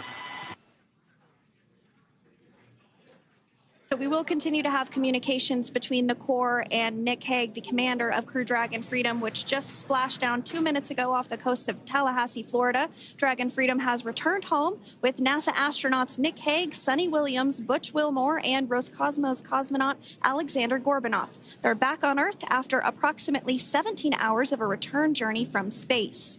The SpaceX recovery ship and team have been waiting for Dragon's splashdown, and they will now make their way to the splashdown location.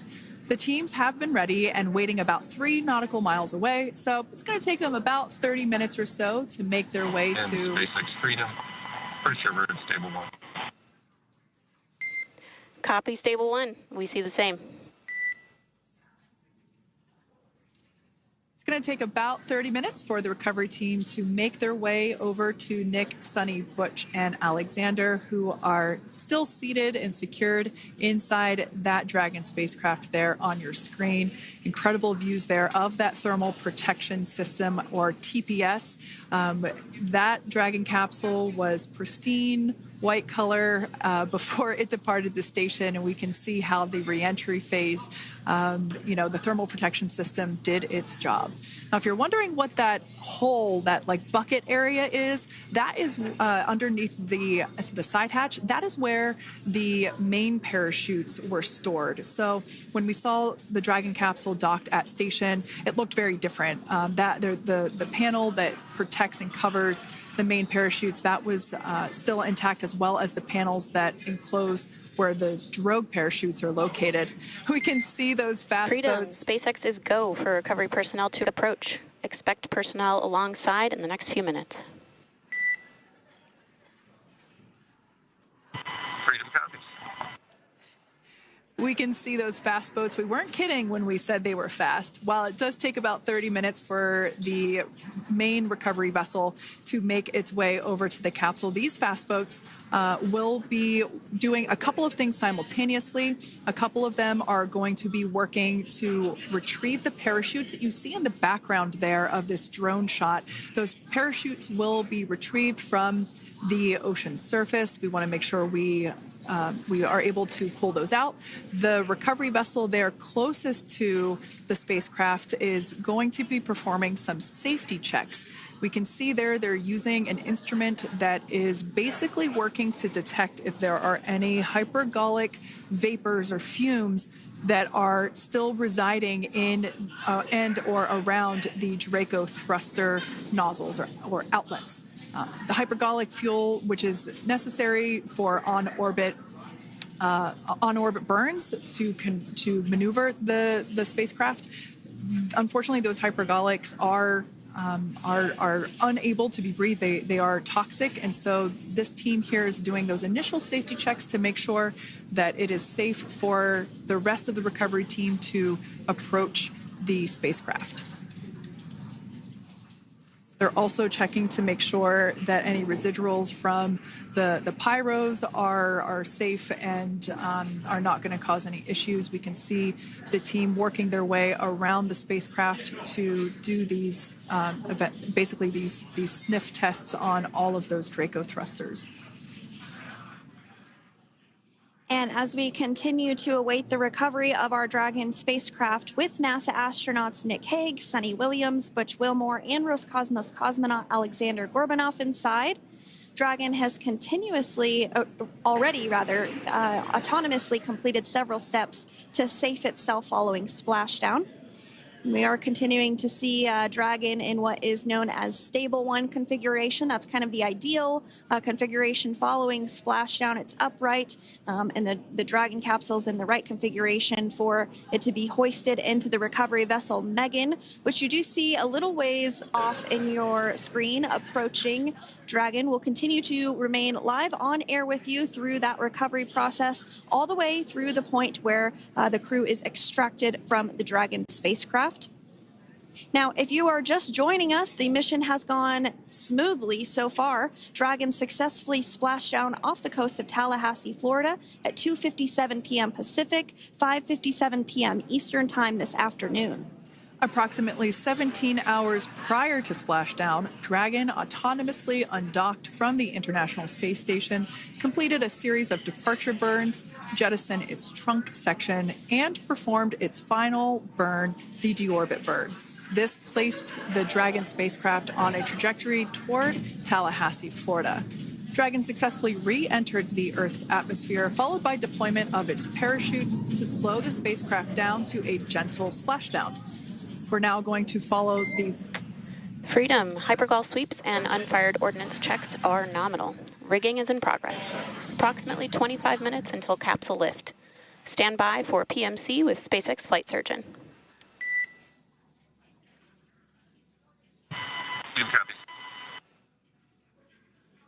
And so what we did just hear there was communications that those hypergol checks were complete.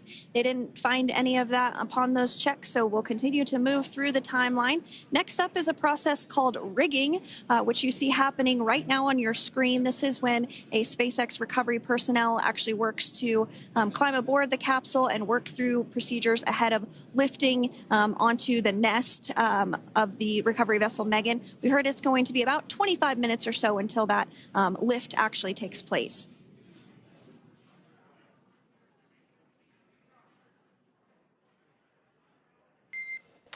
Okay, Freedom, the next call will be from the SpaceX flight surgeon on Dragon and Ground Private. Understand. Thank you.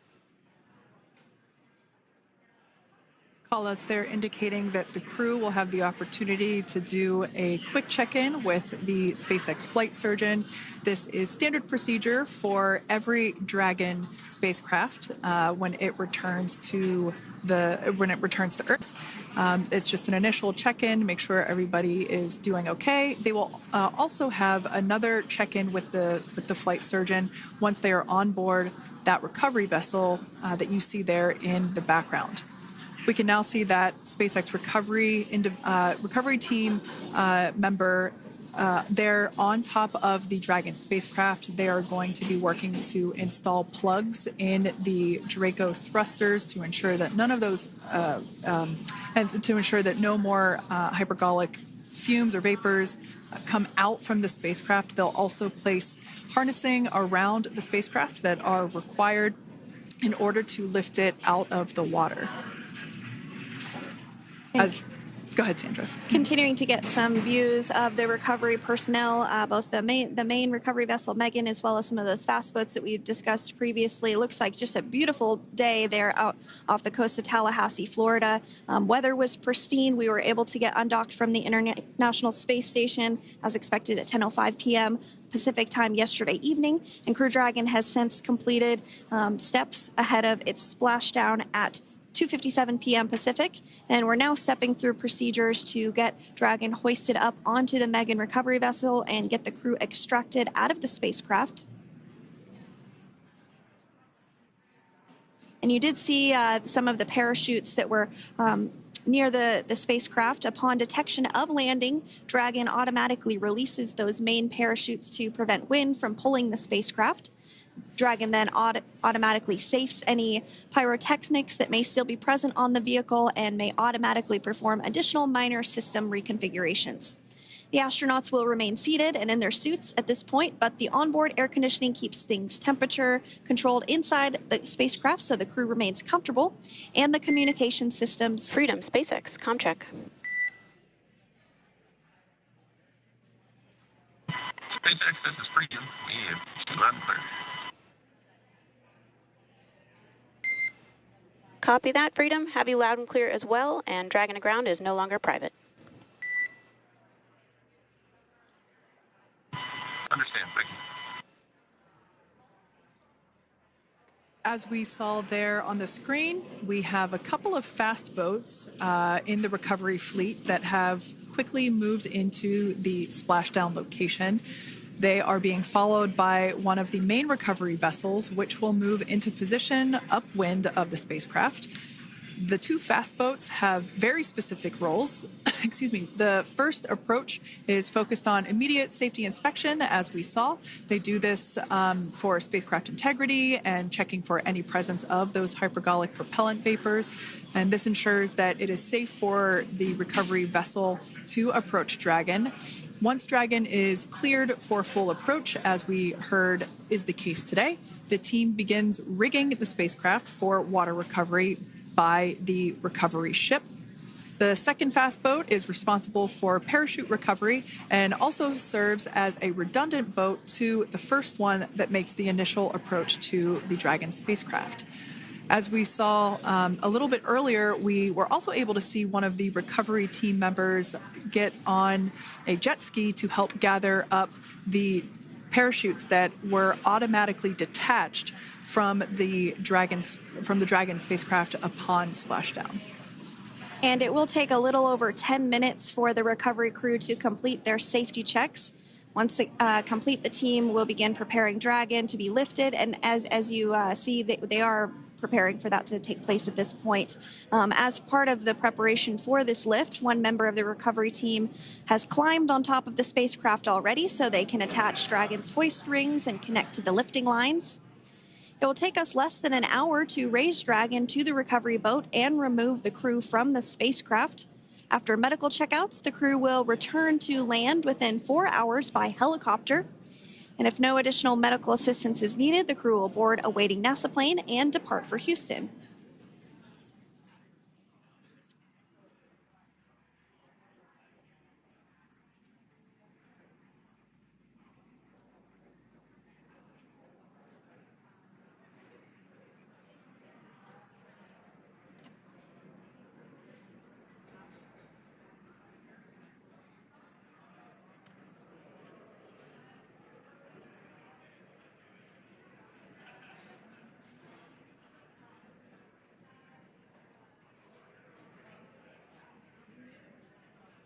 And as we continue to await Dragon to be hoisted up onto the ship, we have a very special treat.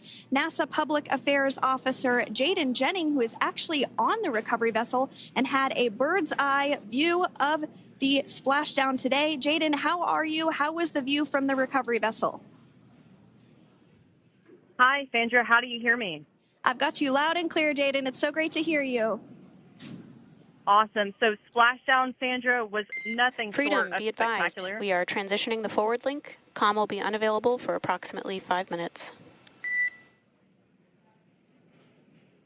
Freedom comes.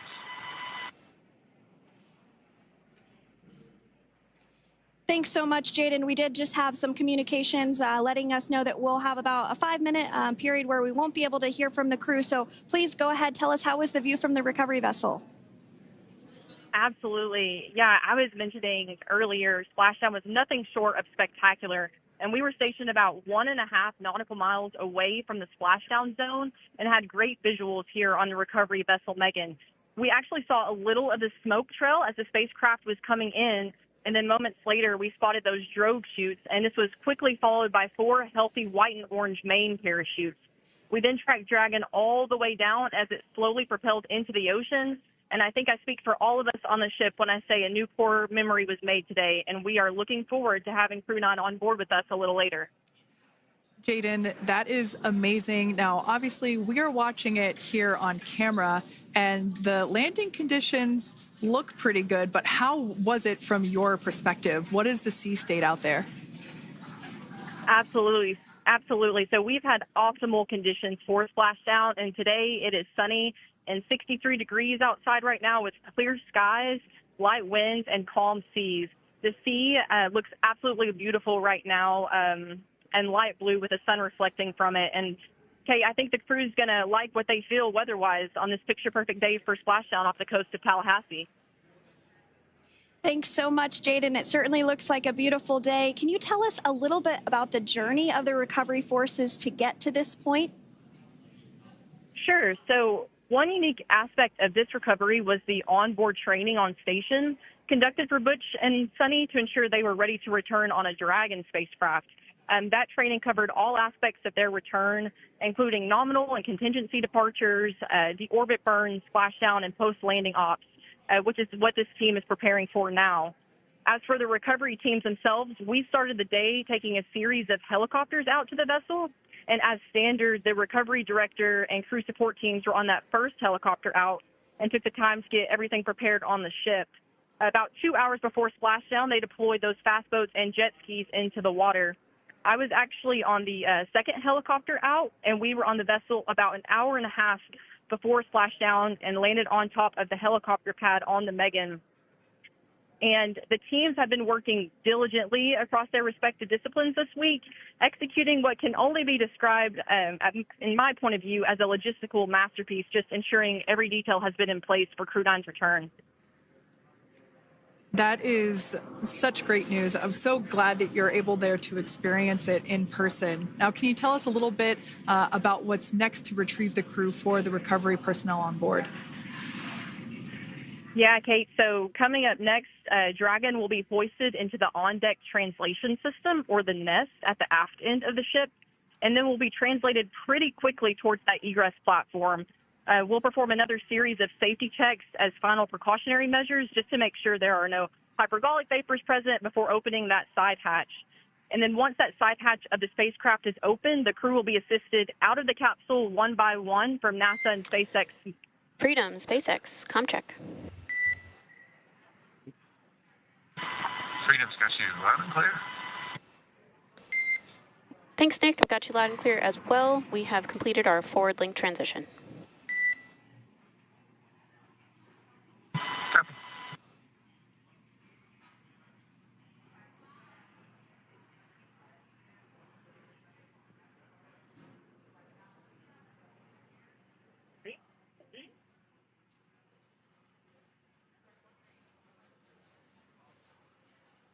And Jaden, if you did just want to go ahead and let us know what is next to retrieve the crew. We are continuing to get some great views on our screen, but I know you have an even better view yourself. Oh, yeah, Sandra, this view is absolutely unbeatable. So just to kind of finish off what I was saying is once that side hatch of the spacecraft is open, that crew will be assisted out of the capsule one by one from NASA and SpaceX medical personnel, where they will then head to the med bay.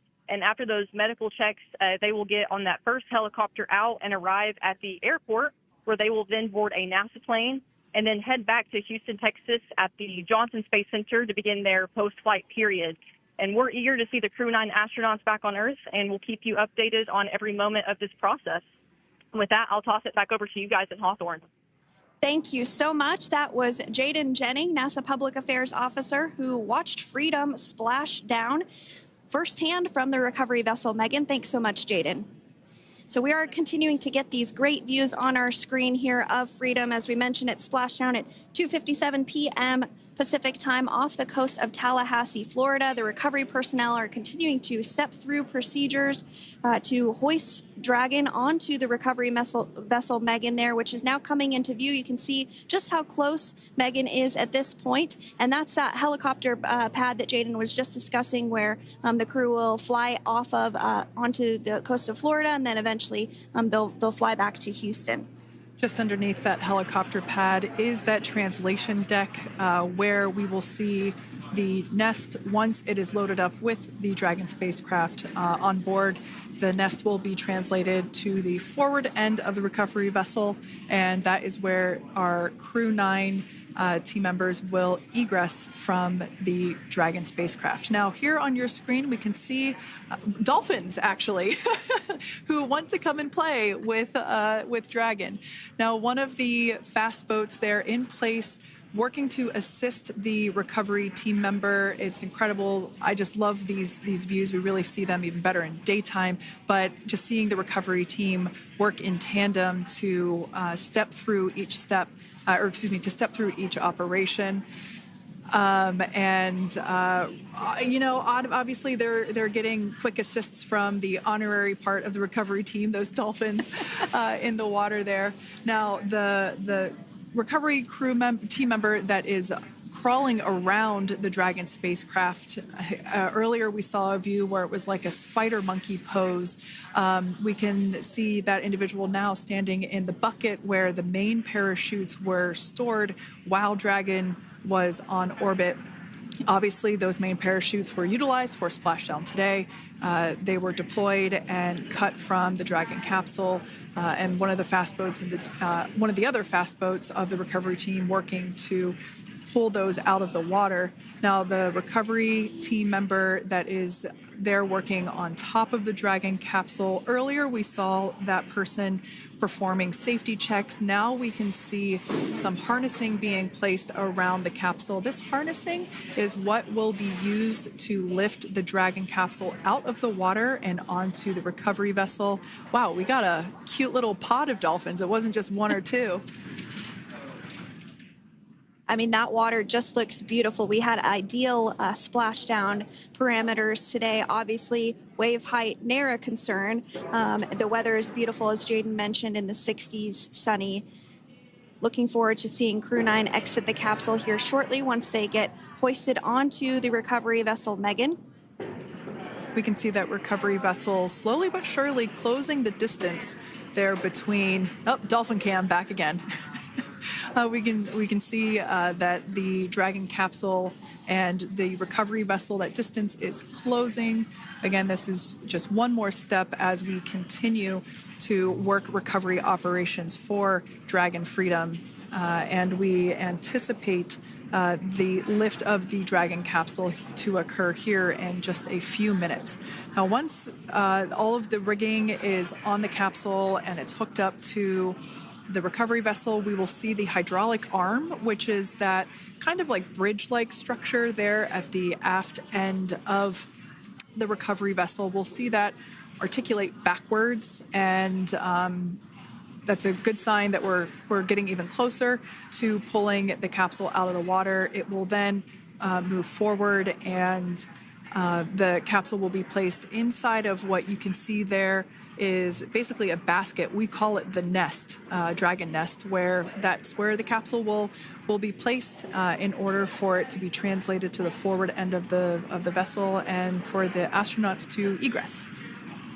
And before that does take place, we'll have potentially views of the rigger go ahead and jump off of the spacecraft there. That typically occurs when the spacecraft is a little bit closer to the recovery vessel, and we usually get a really good view of that particular operation from one of the onboard cameras from the recovery vessel. That is an operation that I have a lot of respect and admiration for, that individual that does that.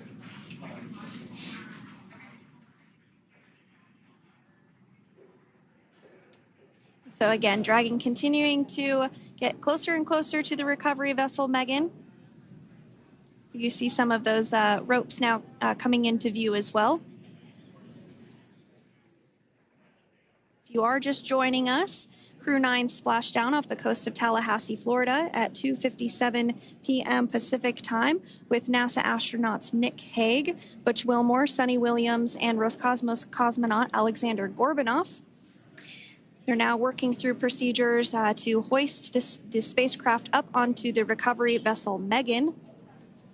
We just saw that hydraulic arm get lowered into the lifting position. That arm will be the mechanism that is utilized to lift Dragon up and out of the water and into the nest located there at the aft end of the recovery vessel. And the recovery vessel being used today is, as we mentioned multiple times, is named Megan, but that's actually after NASA astronaut Megan MacArthur, who flew on Crew-2 a couple of years ago.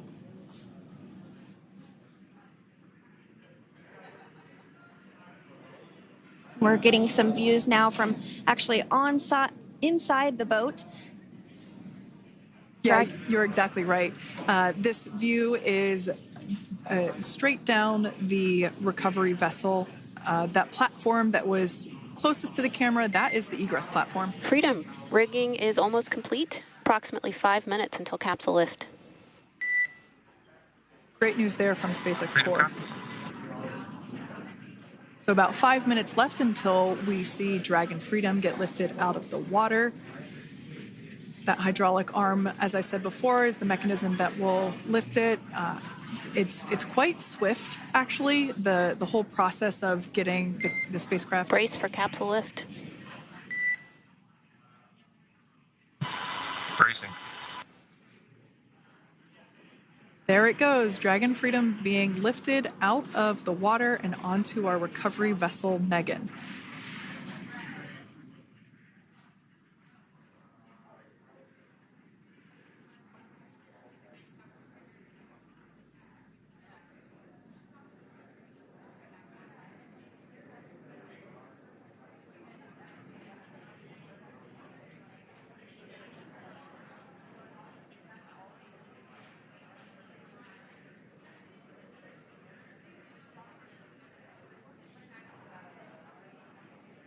So once securely on...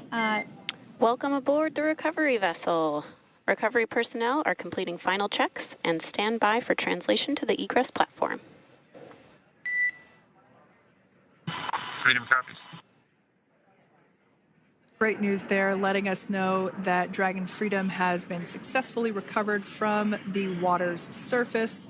If you've just joined us, we had an on-time splashdown at 5:57 p.m. Eastern Time, and we can now see that the water recovery operations are continuing to progress. The nest where the Dragon spacecraft is located is going to get moved forward. This will happen after one of the recovery crew members does some checks, and we'll also see some hosing.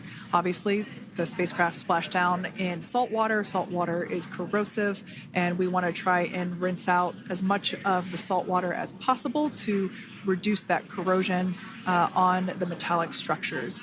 So we can see some guidance there being provided, really steering the spacecraft properly into the Dragon's nest. And it's been 30 minutes since Dragon splashed down, and as you can see there, the spacecraft is already on board the recovery vessel Megan. Things continuing to move very smoothly today throughout the entire operations from the deorbit burn up until this point as well. And Freedom, it looks like the positioning wasn't quite right, so they are working on repositioning the capsule in the nest now. Okay, copy that. Thanks.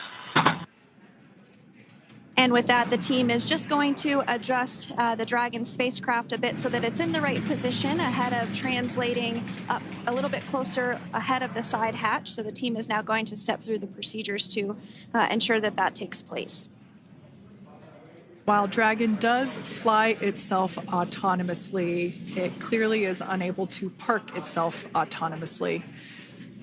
We want to make sure that the Dragon capsule is properly seated there in that nest.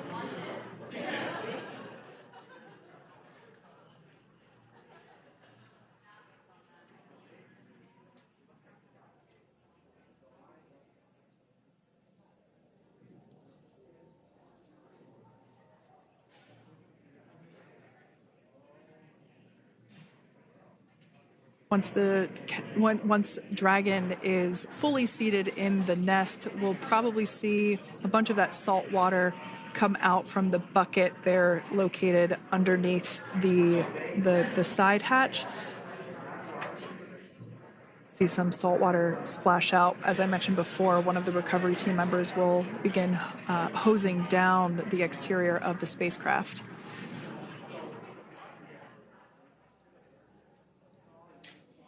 So you are continuing to get some great live views on your screen of Crew-9, which includes NASA astronauts Nick Hague, Suni Williams, Butch Wilmore, and Roscosmos cosmonaut Aleksandr Gorbunov, who splashed down off the coast of Tallahassee, Florida, 2:57 p.m. Pacific time this afternoon. Now working to get that spacecraft situated in the nest. Just making some final adjustments and tweaks to ensure that it's nice and secure.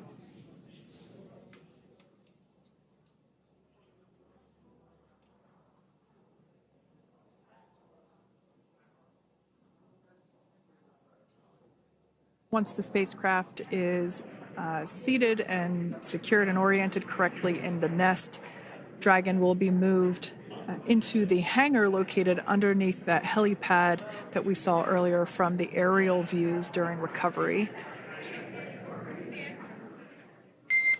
All right, Freedom, looks like you are settled into the nest now. Team is working through hypergol sweeps. Copy all.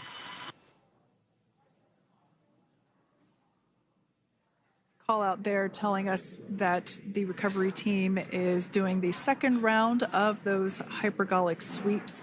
This helps ensure that everyone, all the recovery team members that are located basically right where this camera is located on, towards the forward end of the recovery vessel, that they will all be safe once the spacecraft is translated forward. So we're just doing some additional steps to make sure that the hypergolic propellant that is utilized for maneuvering the Dragon capsule while on orbit, making sure that none of those vapors are still present on the exterior of the capsule. That's right, and there are a variety of individuals on board the boat that help with recovery operations. Not only do we have the recovery personnel that you see here, but we also have a doctor that will check out the crew members as standard procedure. As with any spacecraft that is returning from space, we always perform a medical check with the crew. So you will see the crew come out of the capsule and be placed on stretchers, just like with the Soyuz landing and with all of our Dragon splashdowns. That is the nominal procedure.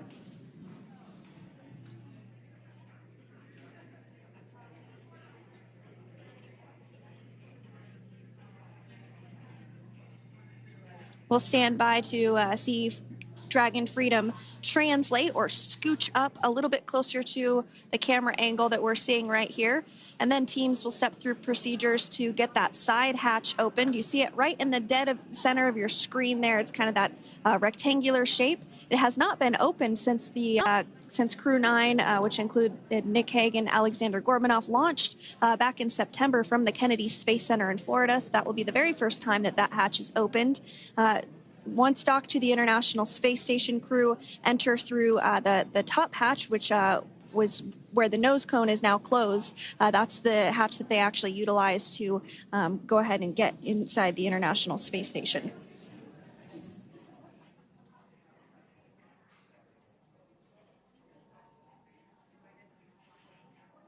So as we get a little closer to that hatch opening procedure, you might start to see more individuals come into frame for some of that support. The ship has a maximum capacity of a little over 40 people on board, and it takes a variety of different roles, as we've discussed, to support. Also on board is the chief of the astronaut office for NASA, that's Joe Acaba.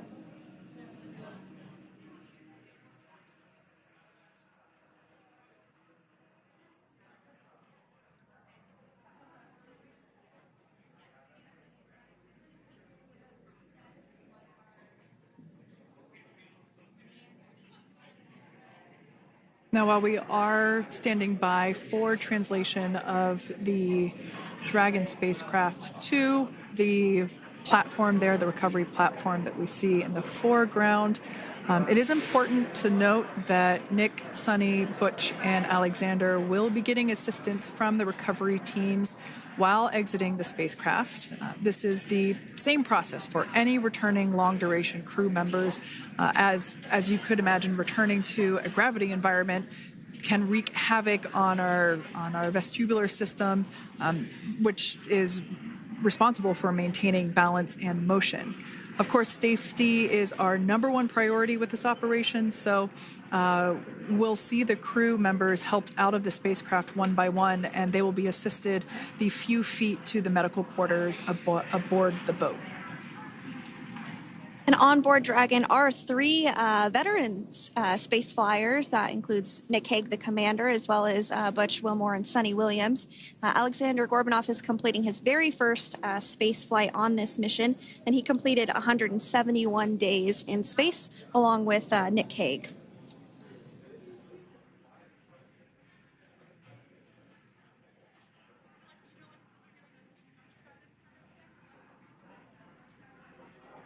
For those of you that have just recently joined us, well, I would encourage you to hit that rewind button and go back a few minutes. It was a beautiful splashdown of Dragon Freedom with the Crew-9 cohort on board. They had an on-time splashdown at 5:57 p.m. Eastern Time, 2:57 p.m. Pacific Time. We can see that the spacecraft... Freedom translation is in progress. Copy, and seal it. We can see that spacecraft was successfully recovered from the ocean surface and is now being washed with fresh water, as obviously they splash down in salt water. So we're trying to rinse off as much of that salt water as possible. And we can see the spacecraft continuing to move closer and closer to that recovery deck. Freedom, the crew is working on side hatch opening now. Expect hatch open in about 2 minutes. Okay, copy that. And Kira, just wanted to say that you guys, you and the team did an awesome job, both uphill and downhill. Just really, really impressed. Thank you.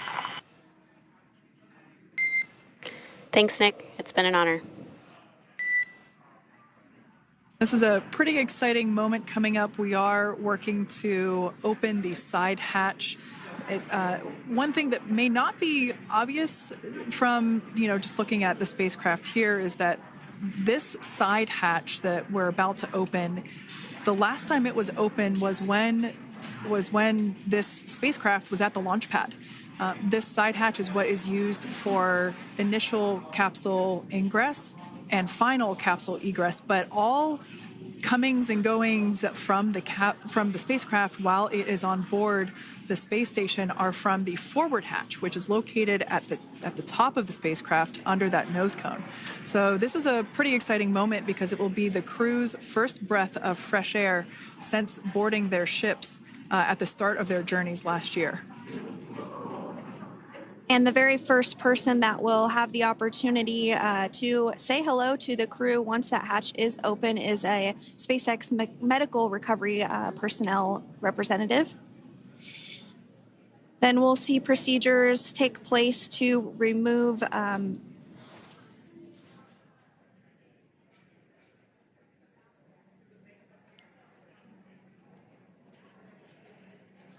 the footrests of Dragon. That will just help the recovery personnel get a little bit more room to access the crew and help get them out of the spacecraft. Yeah, you're absolutely right. Safety is, once again, top priority here, and removing those footrests from all 4 seats will be helpful as a SpaceX recovery team member will actually go into the capsule into Dragon Freedom to help the crew members unbuckle and stand up, and essentially we'll also see a fun little slide be put in place to help the crew members exit the spacecraft safely. So yeah, we're going to remove all 4 of those footrests to basically give a little bit more working room inside the spacecraft. That's right. And we did hear the go for that hatch opening, so we're just a couple minutes away from being able to see that. And then we might be able to get the chance to see a couple of views inside of the Dragon and see the crew following their splashdown. Now, opening that side hatch isn't quite like opening, the door to your car. We have to depress the seal around the side hatch, as well as, we'll now see them open that side hatch up.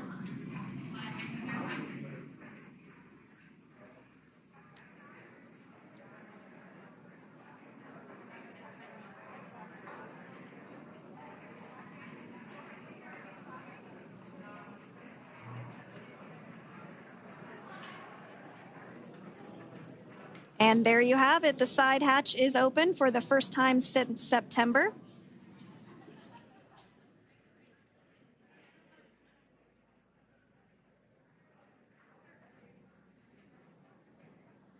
We can see some of the protective equipment there that was brought into frame that will help protect the edge of the side hatch, one, from any potential damage. Oh, we can see the recovery crew member there taking photos of the side hatch seal. This is part of the standard operation for recovery. These photos will get saved into our procedure. We'll then install that protective frame around the side hatch. This helps to ensure that the side hatch itself, the edges of it, incur no damage while crew members are coming out from the spacecraft.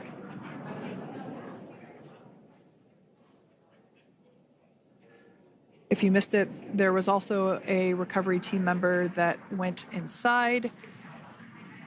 So there are now 5 people on board the Dragon spacecraft.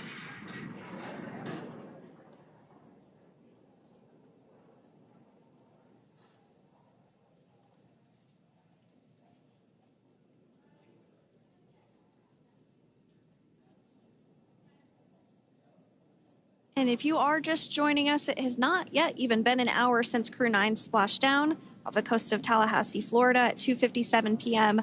Pacific time. The crew is now on board the recovery vessel Megan, and the hatch is open. The next major milestone that we'll see is when the crew will actually egress or exit the spacecraft. But before that, they'll continue to, the recovery personnel rather, will continue to install that protective area around the hatch and then remove the footrests. So we're a couple minutes away from seeing the crew egress, but not too long away.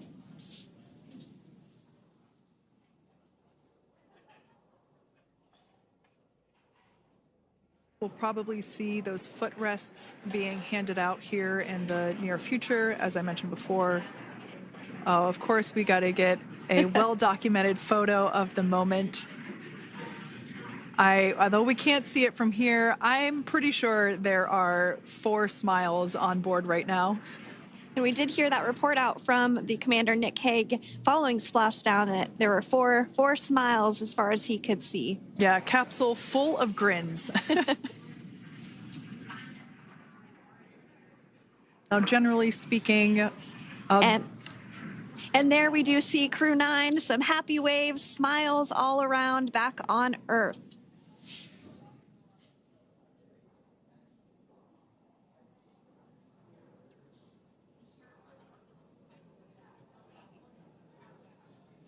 Generally speaking, we have the individuals in the 2 center seats of the spacecraft exit first. You might hear us refer to this as the exit process as egress. It's just another term for exiting the spacecraft. Generally speaking, we most of the time have the 2 center seats egress first, as it makes moving around inside the capsule a little bit easier.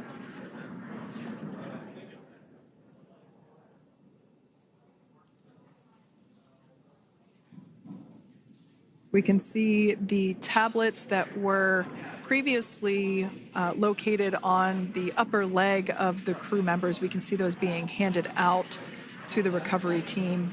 Those were taken off prior to the entry phase, to spacecraft reentry. Those had to be stored and secured prior to dynamic operations.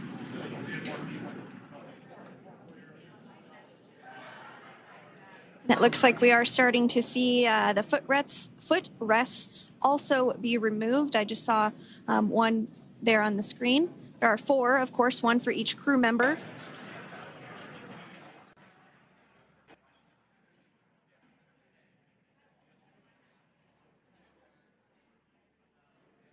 Those footrests are made out of carbon fiber and are actually sized appropriately for each crew member, as everybody has different measurements and different leg lengths. Same goes for the armrests and the bucket length of each seat. We size those appropriately for the crew members and to ensure their comfort and safety. I believe we just saw the little ramp that is used to help slide the crew members out from inside the spacecraft. And once the crew does exit Dragon Freedom, they will be placed on to a stretcher to go to a medical bay for medical checkouts. This is standard procedure for all Dragon spacecraft flights that Splashdown crewed, as well as for our Soyuz spacecraft that land in Kazakhstan.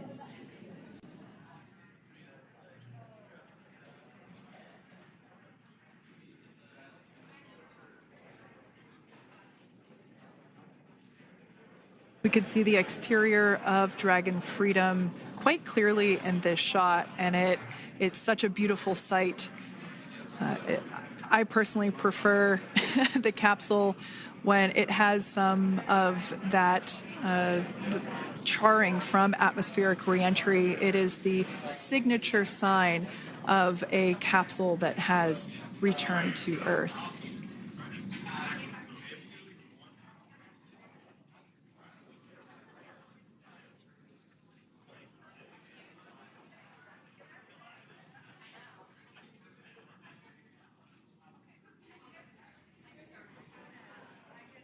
Continuing to stand by for our first crew member to egress or exit for Dragon Freedom following their splashdown at 2:57 p.m. Pacific time. Dragon undocked from the International Space Station at 10:05 p.m. Pacific just yesterday, so it was about 17 hours of phasing.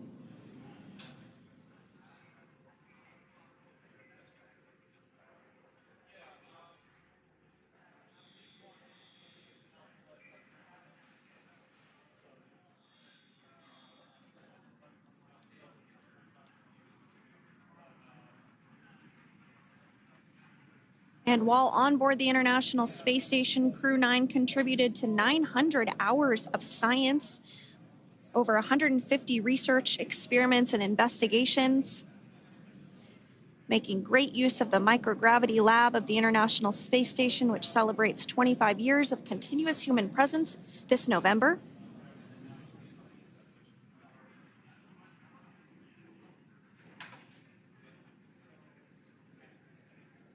Looks like we're about to get our first crew member here upon egress of the Dragon spacecraft.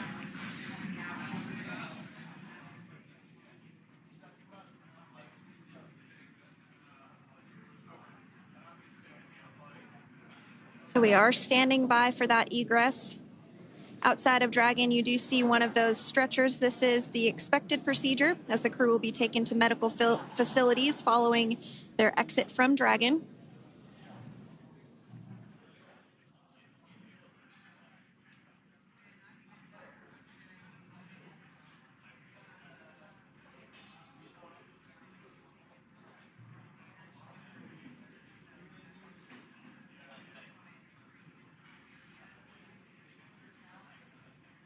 We can see folks on board clapping as our first crew member. And that is NASA astronaut Nick Hague, commander of Crew-9. Now out of Crew Dragon Freedom. Some smiles, thumbs up, and a wave. Can't get any better than that. Yeah, that is one happy camper, that's for sure. As we said before, it is standard procedure for all of our long-duration crew members to receive assistance upon egressing from the spacecraft. We basically help them move off of the recovery deck and into the private medical quarters for their initial consultation with the SpaceX flight surgeon. So we'll see that take place for all 4 of our crew members today.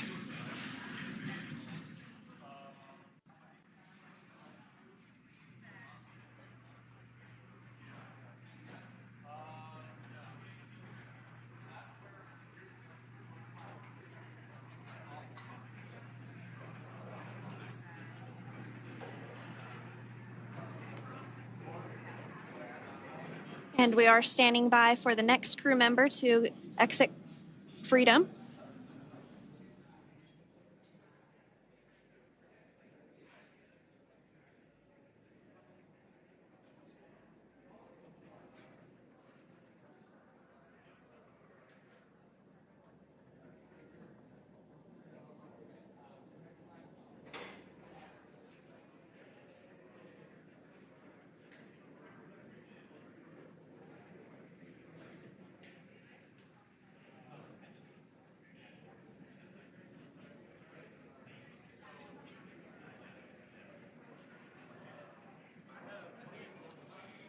Next up out of the capsule, we expect Roscosmos cosmonaut Aleksandr Gorbunov. His first space flight. Spent 171 days in space alongside NASA astronaut Nick Hague. Looks like we're getting some cheers and clapping on board as Alexander is slid down the little ramp and placed into the mobility aid. Once again, big smile.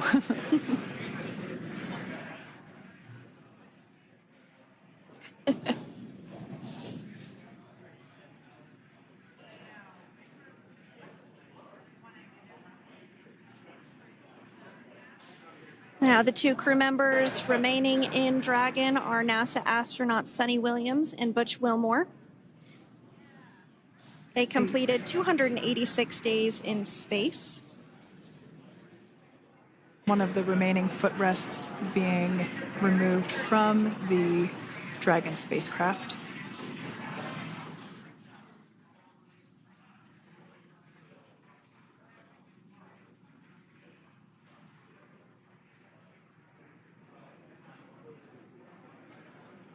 As I said before, we generally try to have the crew members that are located in the 2 center seats aboard Dragon, and we like to have them egress first if possible, as it creates a little bit more movable working room inside the spacecraft. There is a recovery crew member inside that is helping all of our Crew-9 crew egress or exit from the spacecraft.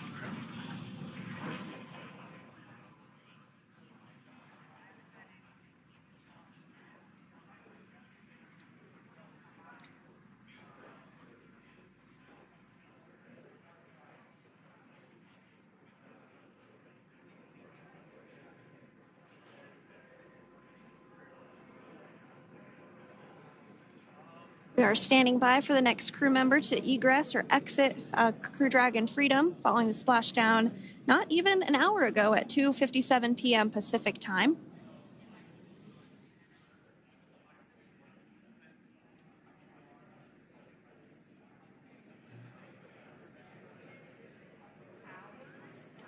Really have the recovery operations down pretty quick at this point.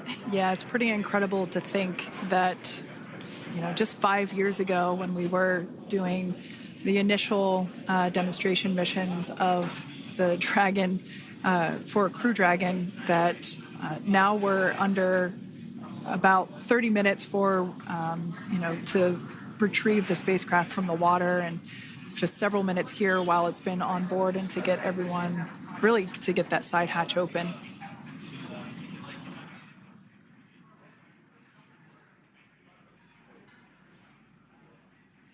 For those of you that have just recently joined, the Dragon had an on-time splashdown. Oh, it looks like we're getting our next crew member here. That is none other than Suni Williams. Big smile, big waves. She, like her other crew members, now will be assisted onto the mobility aid.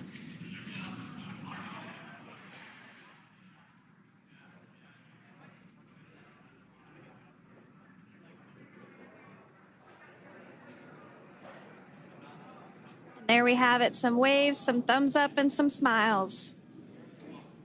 Definitely seems to be a theme among all recovery operations. Absolutely. And of course, that leaves NASA astronaut Butch Wilmore inside Dragon in seat 4.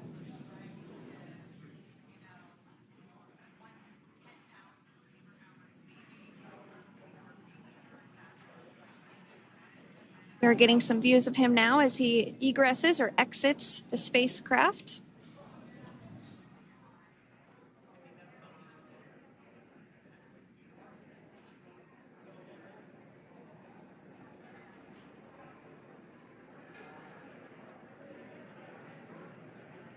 Once again, some elation and cheers there from Butch Wilmore.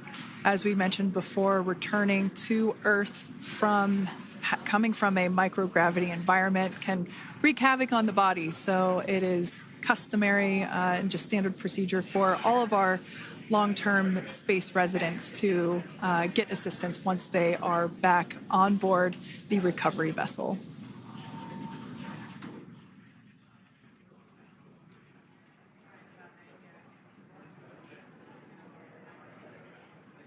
Well, now that Nick, Butch, Suni, and Alexander are safely back home on Earth and getting checked out by the NASA medical team, we're going to wrap up our live coverage of their return.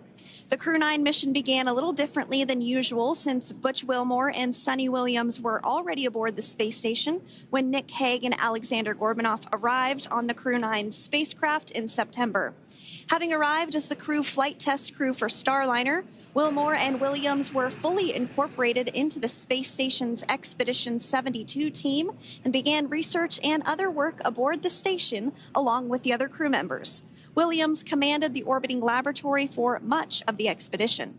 After a successful liftoff and separation from Falcon 9, Nick and Alexander made a short flight on board Dragon to the International Space Station. Veterans of long-duration space station missions, both Williams and Wilmore conducted spacewalks during their 9 months in space. Like all crews on the station, Crew-9 had the ability to leave at any point had there been an emergency. With their full-duration mission coming to an end, the crew began packing up their personal items for their return to Earth about a week ago and worked through tasks and shared lessons learned with Crew-10 teams as they arrived a few days ago. Their journey home began about 17 hours ago when they closed the forward hatch to Dragon and undocked from the space station at 10:05 p.m. Pacific, 1:05 a.m. Eastern. After 4 successful departure burns and a phasing burn to line up their orbit, Nick, Butch, Suni, and Alexander rested for a few hours before waking up to prepare for re-entry this morning. We jettisoned Dragon's trunk and performed our final on-orbit maneuver, the approximately 7.5-minute-long deorbit burn, and that occurred at 2:11 p.m. Pacific, 5:11 p.m. Eastern Time. And that sent Dragon on its path home. The spacecraft re-entered the Earth's atmosphere and slowed its descent with successful deployments of 2 drogue parachutes and 4 main parachutes, with the final splashdown occurring off the coast of Tallahassee, Florida at 2:57 p.m. Pacific, 5:57 p.m. Eastern. Following that successful splashdown, we saw SpaceX recovery experts move in and prepare Dragon Freedom for its lift onto the recovery vessel. And just a little less than an hour following splashdown, we saw Nick, Suni, Butch, and Alexander make their way out of Dragon and into the recovery ship's medical facilities, safe and sound. Next up, they'll catch a helicopter flight back to shore, where they'll transfer to aircraft that will take them home. The astronauts will take a NASA plane for the short flight back to Houston, where they'll be reunited with family and friends to bring an end to this mission. It's been an honor and a privilege to share their journey with all of you as we continue this new era in human spaceflight. Return today marks the end of the direct handover we executed after successfully launching the Crew-10 mission to the space station just last week on Friday, March 14th. Thank you, as always, for joining us for tonight's coverage of the splashdown of Crew-9. Remember to follow SpaceX on X and NASA online and on social media for updates for the very latest on crew and cargo flights to and from the International Space Station. And we'll continue to share the progress of Nick, Suni, Butch, and Alexander on social media as they travel back home. We do also have a post-splashdown media briefing coming up at approximately 4:30 p.m. Pacific, 7:30 p.m. Eastern, where leadership will share a final update as we conclude this successful mission. So, from all of us at NASA and SpaceX, welcome home, Crew-9. So long.